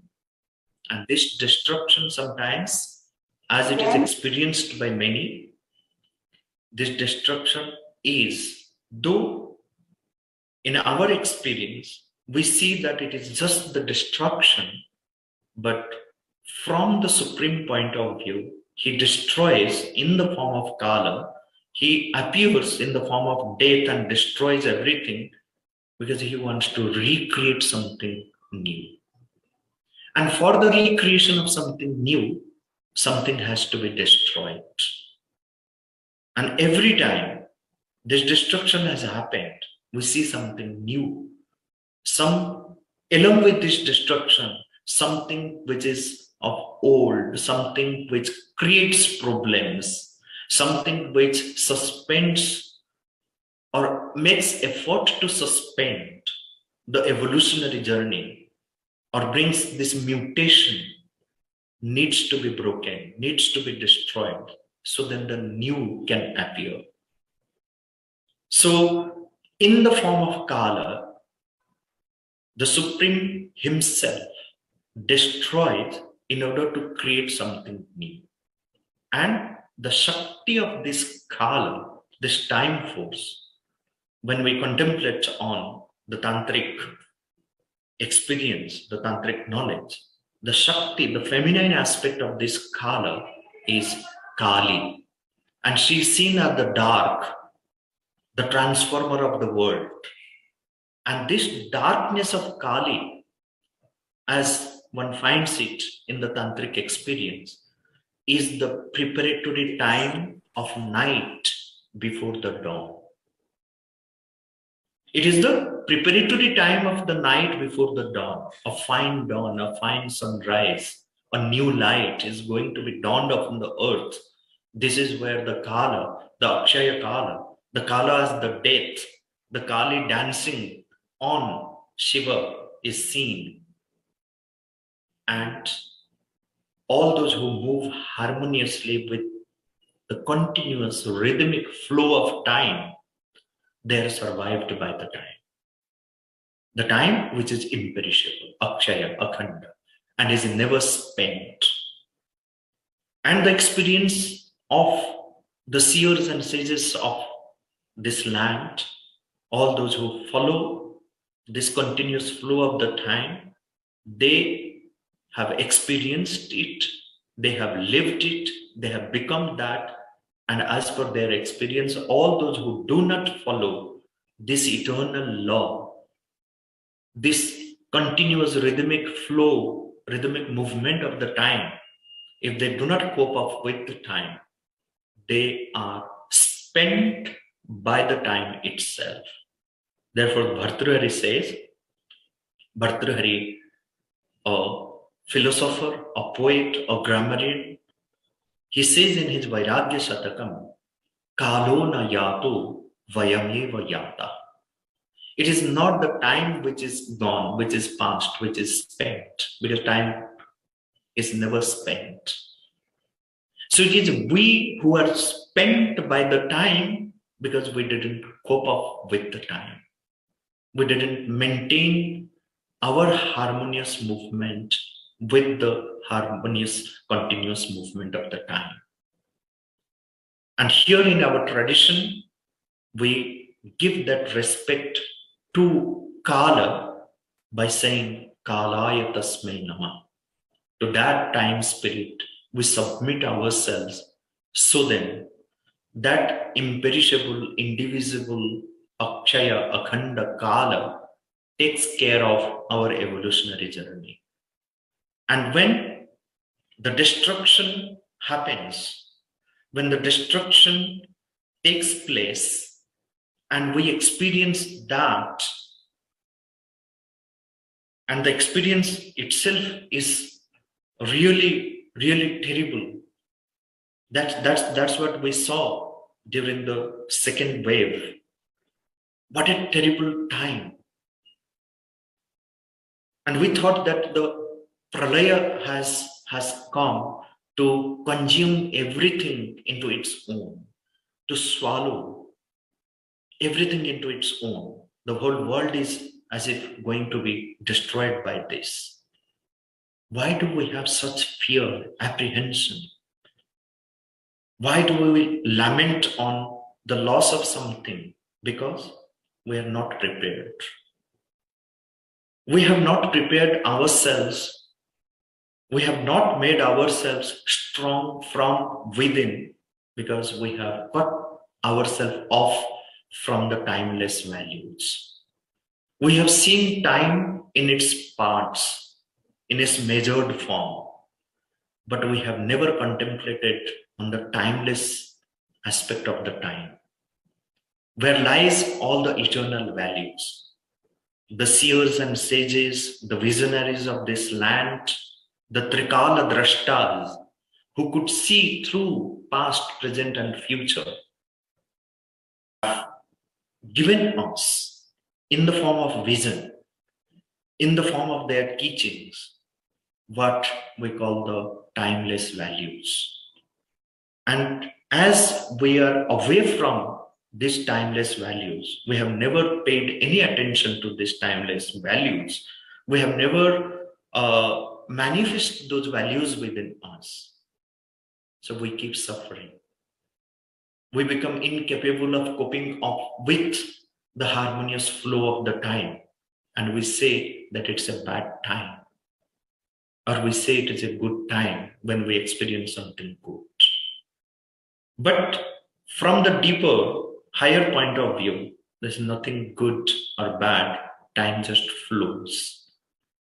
If we want that, we should ananda, that happiness, that joy in the midst of everything, good or bad from the relative point of view, then we must focus on what is timeless, those timeless values. And it is our responsibility and duty forever to pay homage to those visionaries, those drashtas, those seers and sages, those thinkers, those poets, those artists who experience that timelessness and then give expression to this whole timeless values through their creation. And when this is done, when the timeless manifests in what we give expression to, then the real work of an artist is done. The real work of a poet is done. The real work of a drashta is done. The real work of a sculptor is done. The real work of a musician is done. Through the finite forms, he creates the sense of infinite. This is where the understanding of Kala as the Akhanda Kala, a continuous flow of that. And in that continuous flow, there is rhythm, there is harmony, there is beauty. If all these timeless values we can manifest within ourselves and give expression to that through whatever we are doing, then that gives us the immense strength. It prepares us from within in such a manner that when the time fades, like the present one comes, whatever challenges come, whatever difficult period comes in our life, we're capable of facing those challenges with the right attitude by paying our homage to that time spirit. Kalaya Tasmai Namah. So with these words, I again thank to the organizers of this event for giving me this opportunity to speak a little bit about time and its role in our journey. Dhanyavad. Thank you once again, Professor Sampadanand Mishra. We also have with us today Leena Vincent, an independent art historian and curator with 2 decades of experience in arts management. She is committed to socially engaged practices that reflect in multidisciplinary projects she has developed and participated in. Ms. Vincent, we'd like you to tell us about Shelley's work and what you feel in terms of the synergy between textile and art, since you deal with multidisciplinary subjects. Thank you. What is time? I know not. Flicker a few blinks wide. Flutter a few winks more. I am static. What is time? I know not. This was a piece written by Shelley Jyoti in May of this year. For Shelley Jyoti, the act of revisiting her works during the period of the pandemic turned into a much greater exploration of the philosophical and sociological concepts she has been delving into over the past decade. Much of her multidisciplinary research and practice has had at its core a deep acknowledgement and inclusion of Mahatma Gandhi's teachings on collective consciousness. While her usual process involves the physical act of working with artisans and printing on flowing textiles with Ajrak, the lockdown didn't prevent her in articulating her creative expressions through many other means. Being a writer and a maker, the duration spent during the pandemic, shut off from the world, became one of contemplation and creation, as her drawings and doodles sprang to life in the company of text and image. Drawn to the complexity of the time humanity has been passing through, Jyoti turned towards interrogating the very representation of time through history. In the symbolic confluence of concepts and ideas that connect world civilizations. The symbology to be found in her own textile artworks finds connection with universal forms that are also profoundly rooted in the cultural ethos of the subcontinent. These are motifs and designs that are birthed from reservoirs of knowledge and can be revisited time and again with no diminished impact, but instead they constantly offer new meanings. Looking at the current epoch through the lens of human experience and visual tropes, Shelley Jyoti began to revisit her past works, particularly the prominent series exploring Gandhi's 4 philosophies of Swadharma, Sarvodaya, Swadeshi, and Swaraj. Her decision to create mixed media works on familiar images of her previous narratives somehow renders the cycle of experience continuous and transitioning, as she follows the thread of life that transcends time and medium. She is, in a sense, bridging her own understanding from past to future and from the self to community. Time, rebirth, iconology. These concepts form the underlying mapping of this series of experimental works. The works reflect a true rediscovery and reincarnation of earlier themes, but they also bring fresh perspectives for her as an artist, as she sifts through an engagement with new realities and materials. In the series Rebirth, The Golden Boat of Life, Jyoti infuses the imagery with movement. The picture planes recall ancient seafarers' maps, acknowledging also the physical and metaphorical journey that we all take as humans. The textural physicality of the gold threads connects with richness and beauty in many ways, and perhaps allows us to reflect on the value of life in its time-bound framework. The circle is a primary motif in design and is always central in sacred and cosmological diagrams. As a form, it recurs in Shelley Jyoti's work. Here it indicates continuity and the cyclical quality of history, of epochs themselves. It also implies the relationship between the microcosm and the macrocosm, something that is very prominent in her work. Jyoti's series on the Wheel of Time, or Kala Chakra, is a powerful rendering of a concept existing in several streams of spiritual understanding, including Hinduism, Sikhism, and Buddhism. The concept regards time as consisting of several repeated ages. She explains, the use of snakes is symbolic in our Vedic literature. In the Puranas, Sheshnag is said to be holding the planets of the universe, balancing Earth on his head. It is said that when the primordial serpent uncoils, time moves forward, and when he coils back, the universe ceases to exist. The pandemic has been a slice of time when disorientation and fragmentation have been primary sensations for all of us. Each individual has found many different ways of dealing with it. The series Rebirth, with the Koi-fish as central motifs, talks about the consciousness of the self, of introspection, discipline, and self-care, things that have monopolized thoughts in the recent past, particularly in this precarious situation of sickness and death.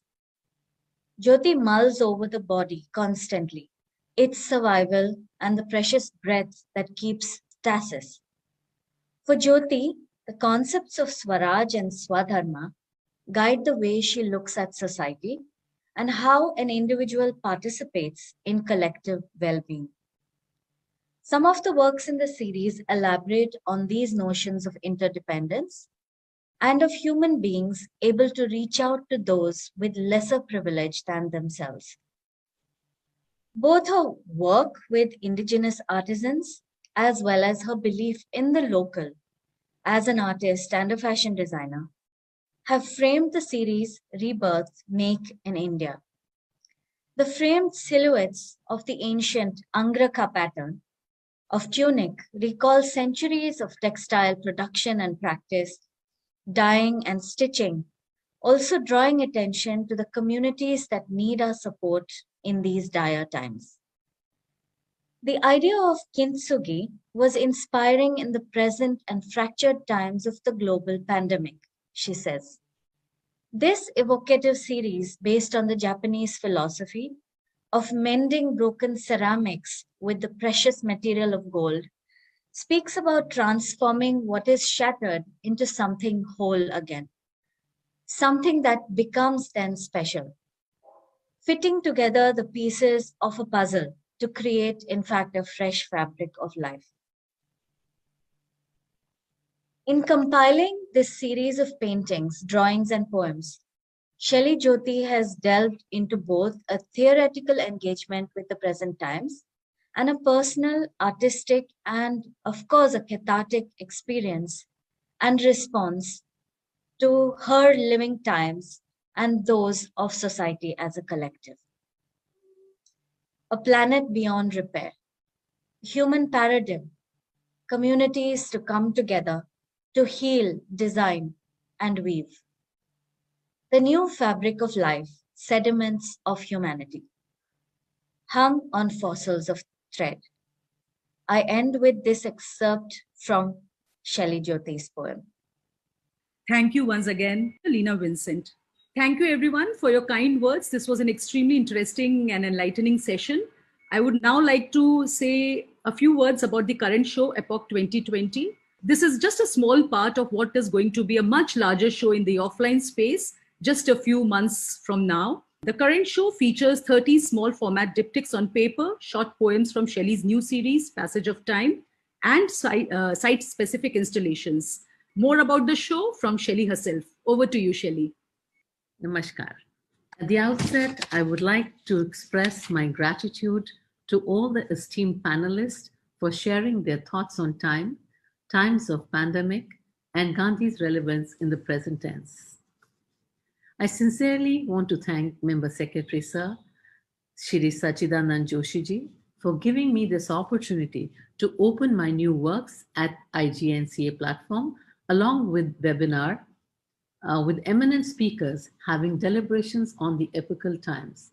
I'm humbled with your kind words of introduction, sir, and to my art practice. It is indeed very motivating for me.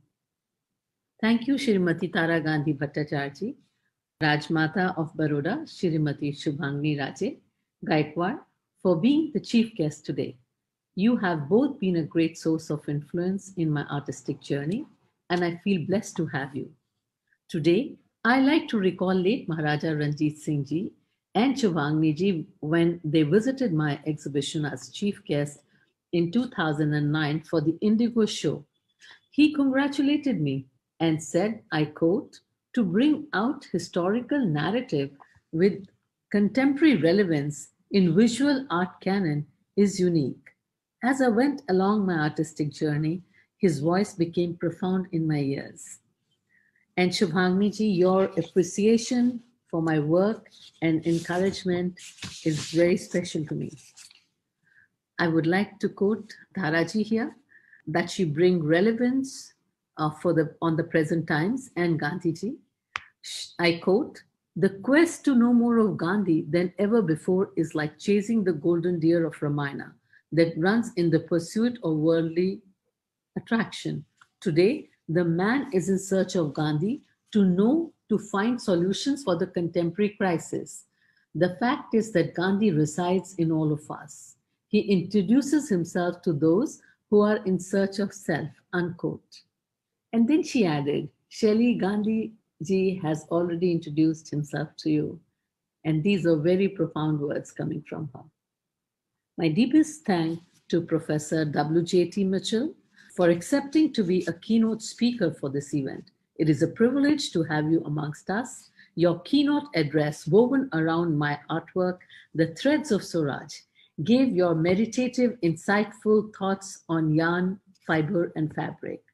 I have known Professor Mitchell from the Forum for Contemporary Theory, a literary institution based in Baroda, conferences. The first time I heard him was on William Blake being poet and an artist, and that was his dissertation speech or a lecture. That gave me confidence to bring my poetry in the cultural and artistic space. His immense research on time, iconology of time, visual culture, picture theory has been helping me to conceptualize my recent works. Thank you, Professor Mitchell, for your inspiration, for being an inspiration for my Epoch 2020 show. A special thanks to Professor Lisa Trivedi for her insightful reasons of dealing with pandemic as Gandhi would have wished to. Lisa is an author of the book Clothing Gandhi's Nation, and she has written catalog essays for my previous shows, The Khadi March, Swaraj, and Collectiveness. My sincere thanks to Professor Sampadanand Mishra ji for sharing your immense knowledge evolved out of deep study on the Vedic literature and helping us contextualize the subject time, as in Kal and Samay. Thank you, Professor Pradosh Mishra, for joining us today with us. Your intuitive thoughts on time, my work as an art historian perspective has been very meaningful to me. Thank you, Lena Vincent, for scripting a wonderful essay for this show, which will go in the catalog, and giving your perspective on my works. Before I begin my presentation on Epoch 2020, the relevance of Gandhi in present tense, I would like to show an animated film which was created for this exhibition. The conceptualization of this animation, I would like to put it in few words. Let me just say those words, and perhaps when you see it, you can connect more. It felt as if land below us stopped moving. There was no movement. The unimaginable suffering of human mankind was unseen.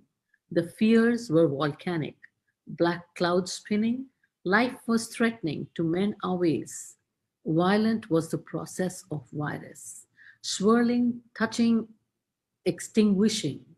Political and geological ruptures overlapped. Planet beyond repair. Human paradigm communities to come together, to heal, design, weave the new fabric of life, sediments of humanity, hung on the fossils of thread.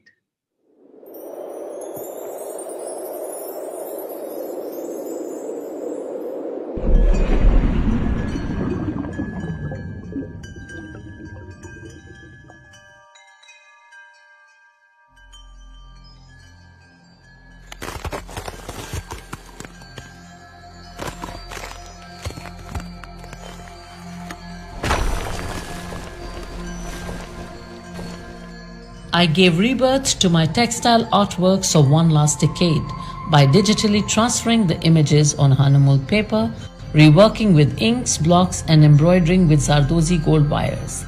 My new works are in response to the lived experience of unprecedented global pandemic that posed existential, psychic, and spiritual questions, exposing the limits of modernity. This is where I connect once again with Gandhi's book Hind Swaraj, which is a critique of modernity, modern civilization, and mechanized living. If we followed the Western capitalist society, we will end up being wage slaves and lose the moral fiber of the country. M.K. Gandhi. What lies behind? I don't remember. What lies ahead? I cannot foresee.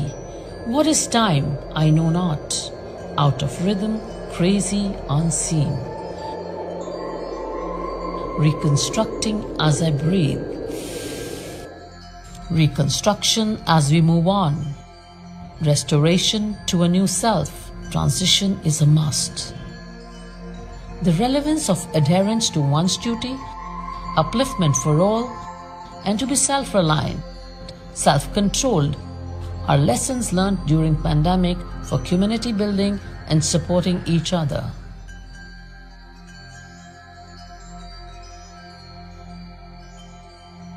We're all together drifting in this golden boat of life. What direction it's flowing, one doesn't know. Humanity steers. Collectively we cross the river of microbes, infinity invisible.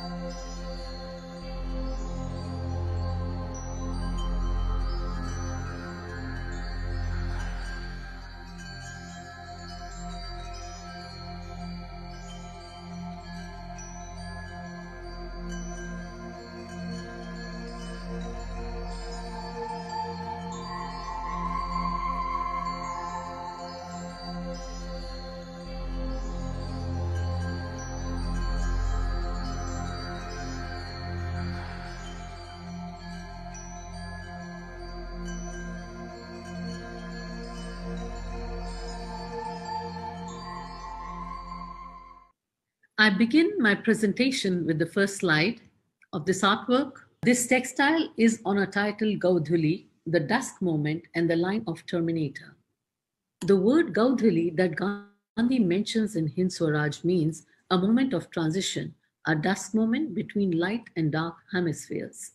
With the background of global pandemic, we are cruising through. I feel that it is our dusk moment, that pandemic has come as a big teacher to hold us and the history to introspect the quality of life that we've all been leading. The book Hind Swaraj was written with the historical backdrop of the 20th century events like the World War I, the Holocaust, the Stalin repressive regime, atrocities in the name of religion worldwide, repression of individual freedom in the name of fundamentalism, and much more. It was Gandhi's transient moment of understanding where the modern civilization was heading for, and Hind Swaraj was conceived in this backdrop as a critique of Western modernity or modern civilization or the mechanized living. This artwork is on a title, The Dusk Moment and Terminator, 36 into 50 inches. It is block printed with a textile technique called Ajrak. Ajrak historically dates back to 4,500-year-old textile tradition. It's a reverse block printing and a very laborious technique. The idea of creating two hemispheres in this artwork that you see was an idea which I was trying to say in 2018 was a concept of pause and to eschew how much of technology one should take. And soon after we met, we had pandemic, and this artwork kept on retelling the story which we are still living in. So the title of this exhibition is Epoch 2020. The word epoch means significant period in time, and the word epoche is reverse of epoch, which is suspension of time. We are in the suspended moments till we see the closure of pandemic. It is an idea of being self-aware enough to eschew the temptations that modern civilization offers to consider how much we measure success, progress, and development with the material terms. The relevance of this artwork is in the epoche moments is this. This exhibition is in response to the lived experience of unprecedented times of global pandemic, exposing limits of modernity, posing existential, psychic, and spiritual questions. We all saw sufferings of unimaginable dimensions, heightened anxieties, powerful media images, living in the world of information where fake news, rumors, lies, one started to feel the crumbling of foundational strength of human values and trust of living and believing each other. Experiencing such epochal times as an artist, I started to explore two questions. Firstly, what is time and its temporality? through iconology of time, pictures, scales, diagrams that can help me render in the visual form. And what do pictures mean to explain the present tense of time emotionally, cognitively, and academically? Images of my own artwork became alive and started to speak to me. My previous works narrating Gandhi's thought leadership in relevance to the 21st century is Inquiry in Time Zone. We all look forward to the closure of pandemic since we feel the after effects on the human race is immense. So when I started to build my body of work by the virtue of experiencing what we all experienced during pandemic, the iconology of time, I could get it through images, through the shapes of time, which could be scales, diagrams, and the metaphors through my words and through my doodles. So the humans have coexisted with various viruses and fought these structural viruses from time immemorial, but COVID-19 virus became protagonist in our lives in 2020 and 21.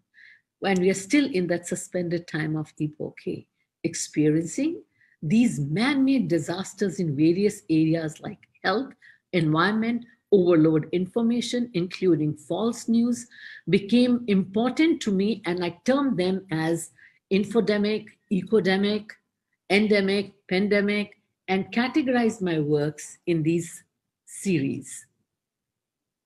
Out there, people are dying. In the world, death, I imagine, is destiny, but it seems many died before they lived their lives. This final destination is resentful, tearful, and unlikely. The pieces of puzzles not fitting in. Life is at epoche. Last piece of the puzzle has still to fit in, restless to fit in with other pieces in our journey of mankind, bandaged and fractured, 2020, 2021. So these are certain doodles which came up and which helped me build my body of work. I'll explain this work after I read out these few lines which are relevant to this doodle. Blazing sun seems unreal. Graveyard seems unreal. Bodies piled up seems unreal. Corpses too many seems unreal. Too many people dying. Too many people leaving us soon. Breathless agony, nightmare, virulent wire going viral. North to south, east to west latitude, circling around as if revenging, death bells tolling, can hear them loud, numbers rising, can't see the infinity. This body of work was created during the second wave of the COVID, where actually the infinity was not visible and one did not know, and one all the time just kept on hearing through media number of corpses in this country and that country. The figures were mind-blowing, and that was strange to hear. So the idea of creating this vortex with the piled bodies and the figures written, like the day perhaps when I created this artworks were like 20,000 or 10,000 bodies died in that day, or some are.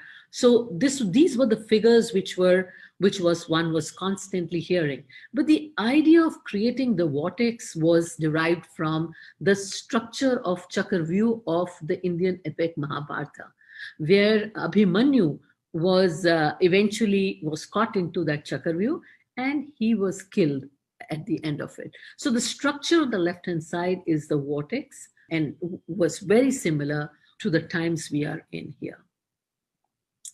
But as an artist, the form of vortex as a journey of life and continuity has been integral in my Ajrak artworks and textiles.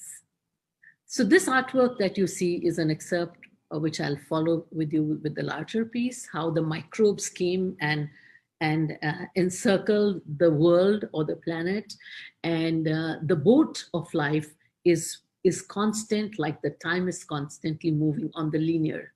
We are all together drifting in this golden boat of life. What direction it's moving, one does not know.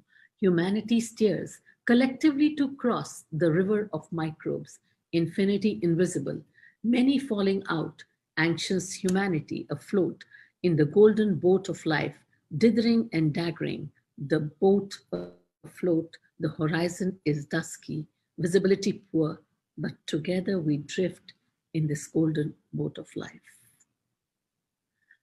So the idea of using the gold thread in this boat is metaphorical to the life that is on construct all the time. The idea of creating the thread work on this is the construction of what the thread does.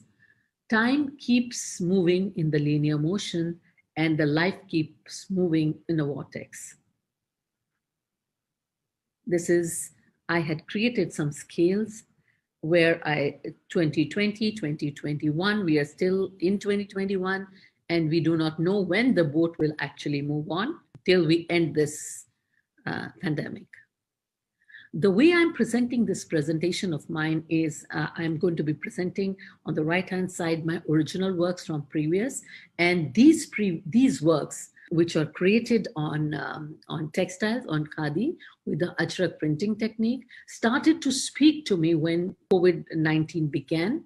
I thought of translating the images on paper because I could not travel to Bhuj to create my works, but the emotions were so strong to create, and that my textile images came on paper and I reworked on them. On the right-hand side was on an idea of solidarity series. And on the left-hand side, the idea of solidarity is what is an idea in today's community building. So the next, I've titled all of this body of work a rebirth, because they are the rebirth of my new works. This particular series within the rebirth is inspired by Kintsugi series. Kintsugi is a Japanese art of repairing broken pottery by mending the areas of breakage with lacquer dust that you see in the images, mixed with the powdered gold, silver, and platinum. Using Kintsugi as a metaphor for healing ourselves and embracing flawed and imperfect experiences teaches us an important lesson. And this is the lesson we're learning in today's pandemic times. Sometimes in the process of repairing things that are broken, we actually create something even more unique and resilient and beautiful.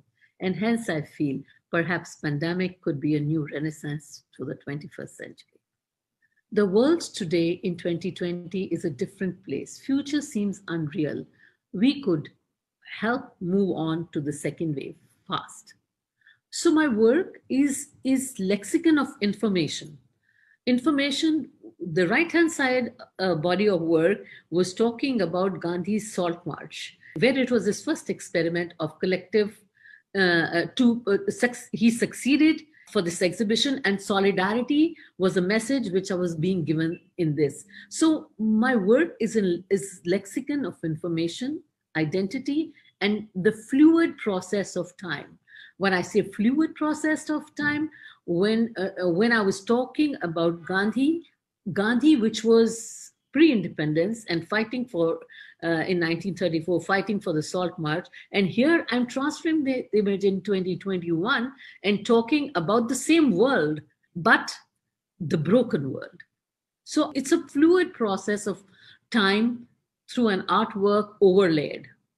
And this artwork is a rebirth again with Kintsugi, where I created the atlas, and on the right-hand side was few doodles which came before it went on the Hanumul paper. And in this artwork, probably I've shown these human beings. One noticed and one saw how the community came together, which is the greatest experience during pandemic of seva. How people came out of their houses to do seva for people who were down with COVID disease. This is on the right-hand side, this artwork, when I created this artwork, was an idea how the 70% of the rural population are spinner and weavers, and these are the many charkhas. If the 30% of us support them, these charkhas will start moving. So there are vortex inside the blocks. So the blocks that I use kind of start speaking to me the language and the concept that I'm trying to visually narrate. And when I translated this on a paper, I needed to show the fractured 7 continents. So these are the fractured 7 continents with the print of Ajrak on Hanamul paper. The next series is The Wheel of Time. In Puranas, Sheshnag is said to be holding the planets of this universe, balancing Earth on his head. It is said when Sheshnag, which is the snake, uncoils, time moves forward, and when he coils back, the universe ceases to exist. So the Kal Chakra regards time as cyclic, consisting of repeating ages. The use of snake in this series is from a Vedic text. So time moving on in undulated waves, and as if there are no boundaries. The first thing when I started to create this transferring images, digital images on paper, was to removing the boundaries of my artwork. Ajrak as a textile artwork gets into the frame of boundary. I like to do it. And I was trying to talk about my new works because the global pandemic was a global phenomenon. Each one of us, each individual, felt similar experiences of pain, suffering, anxiety, and hence I removed the borders because it was a global issue, and I started to work on them. So this is an idea of the Sheshnag, which I was talking about on the earth. But the use of ink over my artworks as a fluid material engages an unpredictability of overlaying on top of the images as an interdependent play. So when I try and first the artwork in itself printed on the paper, to deconstruct it and to create another piece of art with an overlay is unpredictable, yet it is an interdependent play with each other. And then this comes in the Ecodemic series.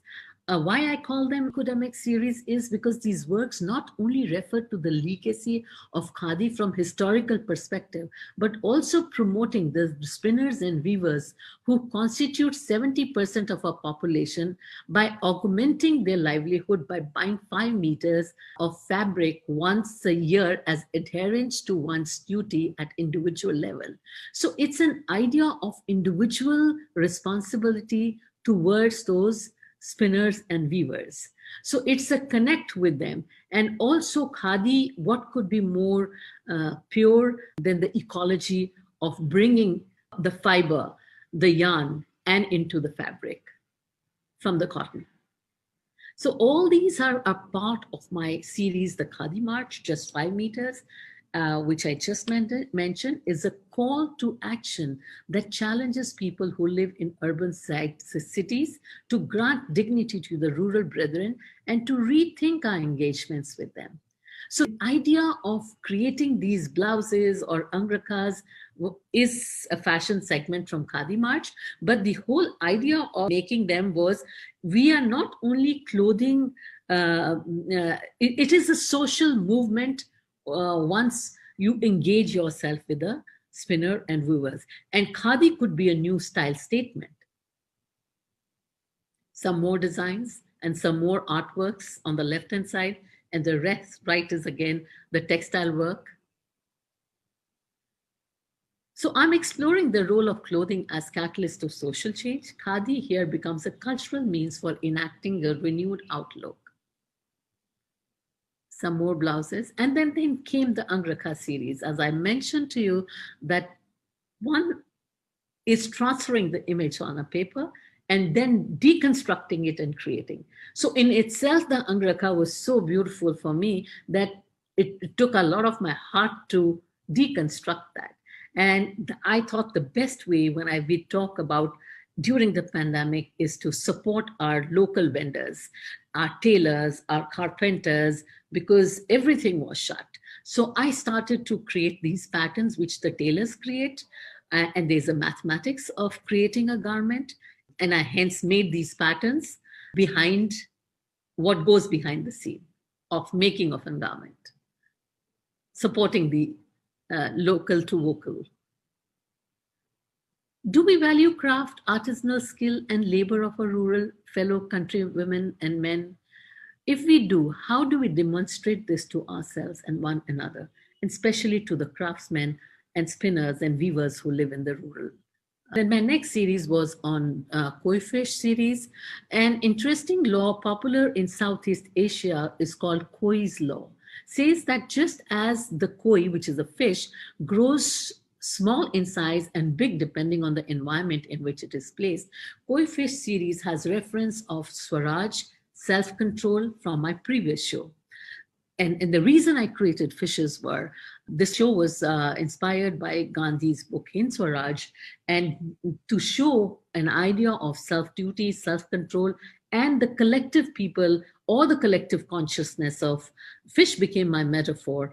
And it became my metaphor because I was trying to say, when millions and trillions of fishes school together in water, they bring oceanic currents. So if they could bring oceanic currents, we individuals who now the pandemic has anyway taught us an idea of to be self-aware, to be to understand our self-duty, to be more disciplined.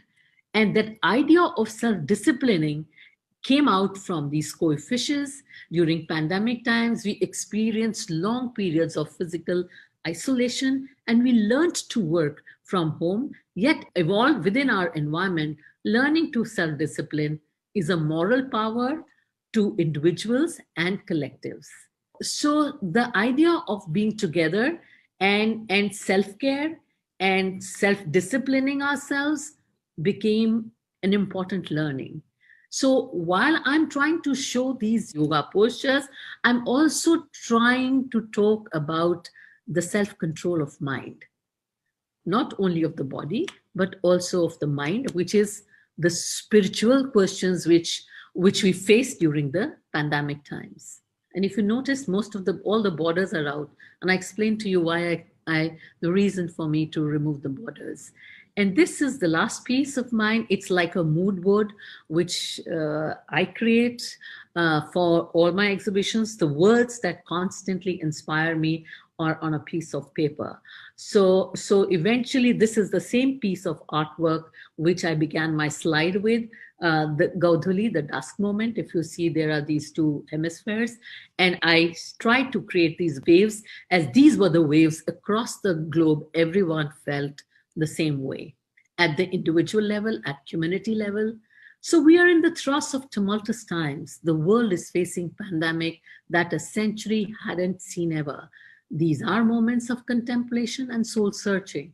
We are today in that moment in history where repair on self is evocative for global civilization to rise and save the planet. The need of the hour is social involvement, civic engagement, with adherence to one's duty, which means Swadharma, upliftment for all, which is Sarvodaya. To be self-reliant is Swadeshi, and to be self-controlled is an idea of Swaraj. So I'll end my presentation with Gandhi's quote, and that is, the best way to find yourself is in the service of others. Thank you very much.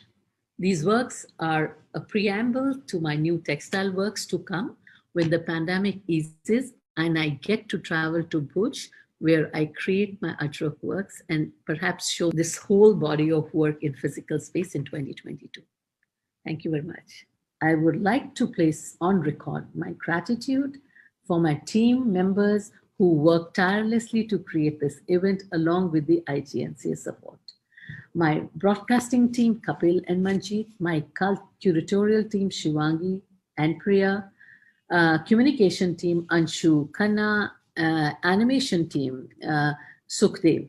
A big thank you to my dear friend and moderator of this event, Poonam Goyal, who has been a journalist for a long time for visual art and performances, and a close friend as well. So we are all here. We're going to be starting our question answers round. And Poonam, take over from here. Yes. Professor Mishra, the question for you is that you speak of a timeline which is not really a linear concept, and you speak of how time is either parallel or circular. And this is very much part of the science fiction genre. So are we blurring the line between science and art here? What is your thought on this? See, well, when I talked about the parallel time, I'm talking about an individual existence in time and how it actually consumes a lot of parallel experiences in a particular moment of time. So when we talk about the notion of fleeting time, perhaps we're talking also about the multiplicity of experiences that one experience at a given point of linear time. So that's what I explained in the context of the kind of impact that we had during the pandemic. And when I say this, I also include a couple of images which actually Shelley was showing, and I completely agree with that. Because when, the time was good for people to be under lockdown in their homes, the time was not good for people, those who were walking the pave, the streets, back to their home for miles, hundreds and thousands of miles. At the same time, all the volunteers that we speak of came up with humanitarian help. They also broke those norms and came out to the street at the same time.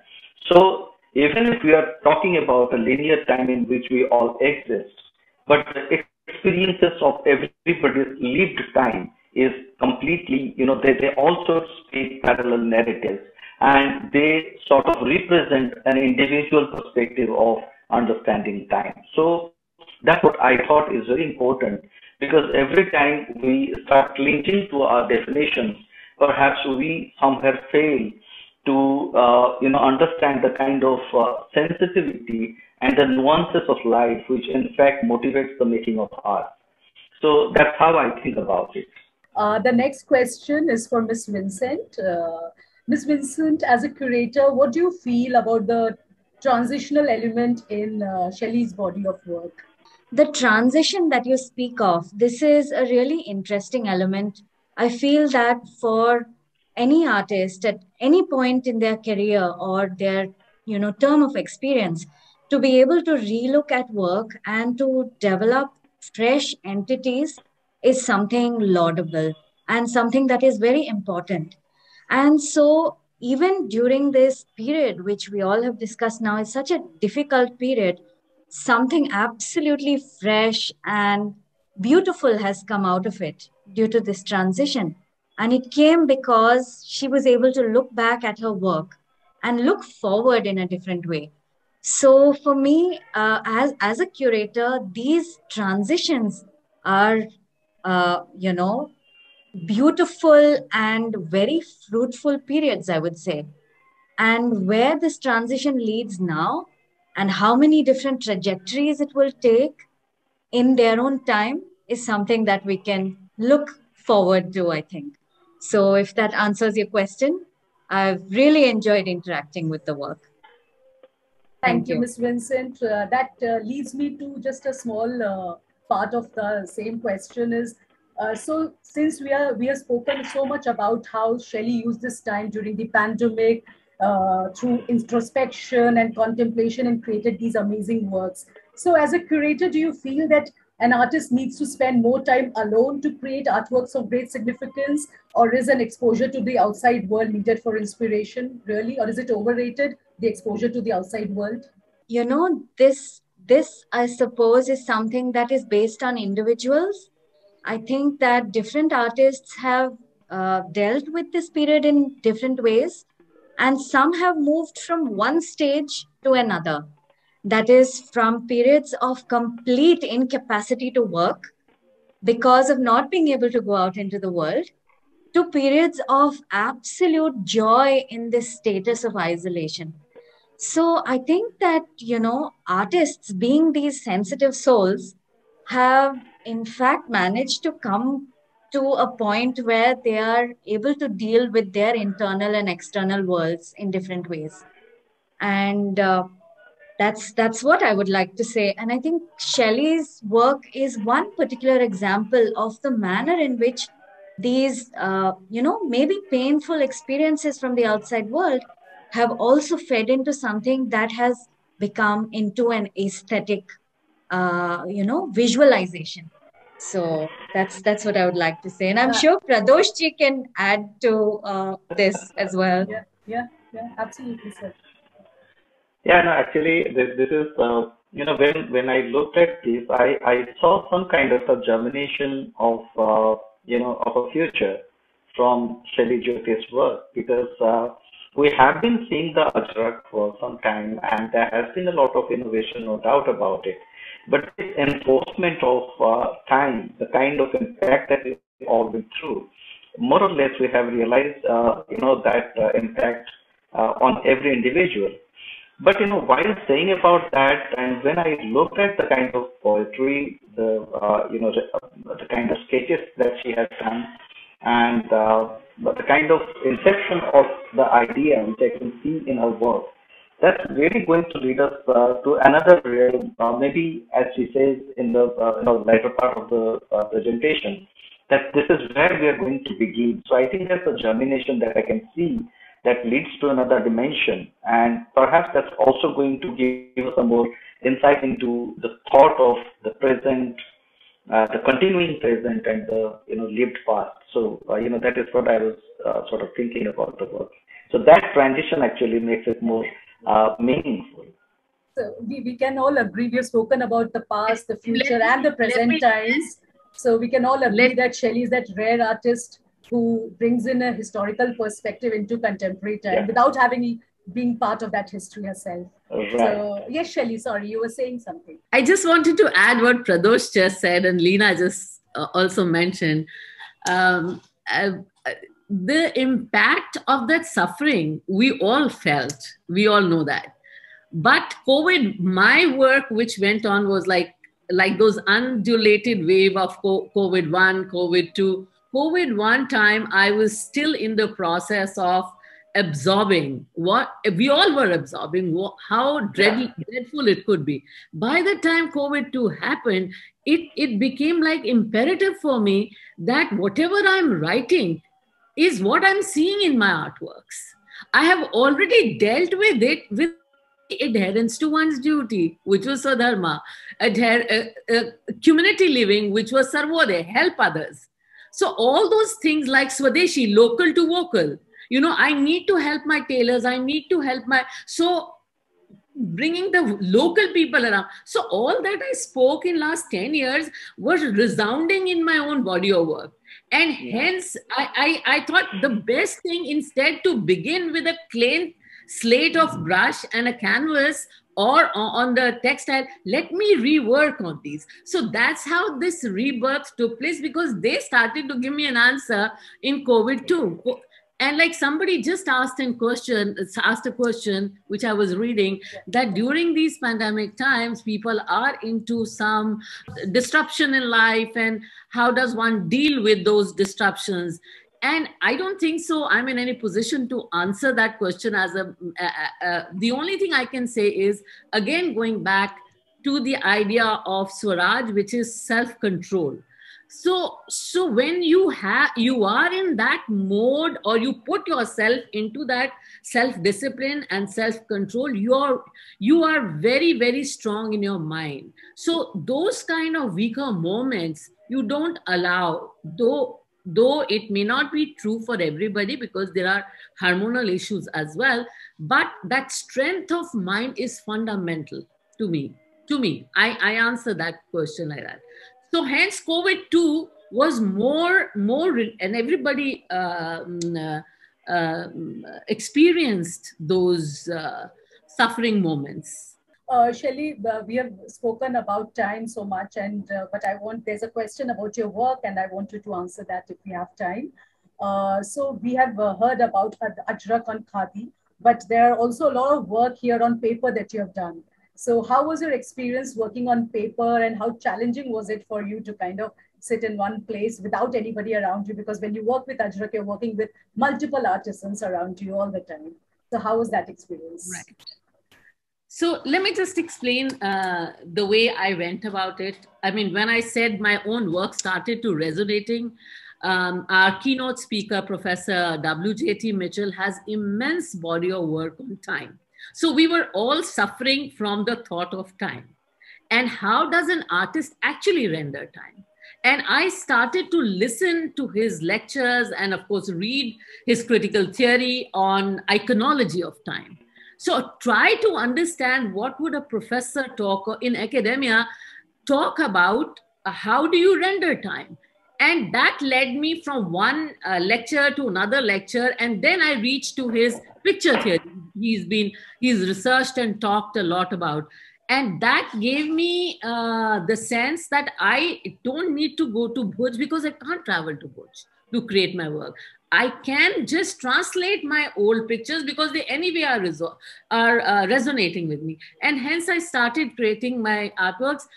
And I think, I don't know about others, when I am very clear in my head that I've reached that position to understand what is time, what is picture theory, and then things just come naturally to me. And similarly for Ajrak, even when I go to create my Ajrak, prior to I reach Bhuj, my every bit is done and created on papers.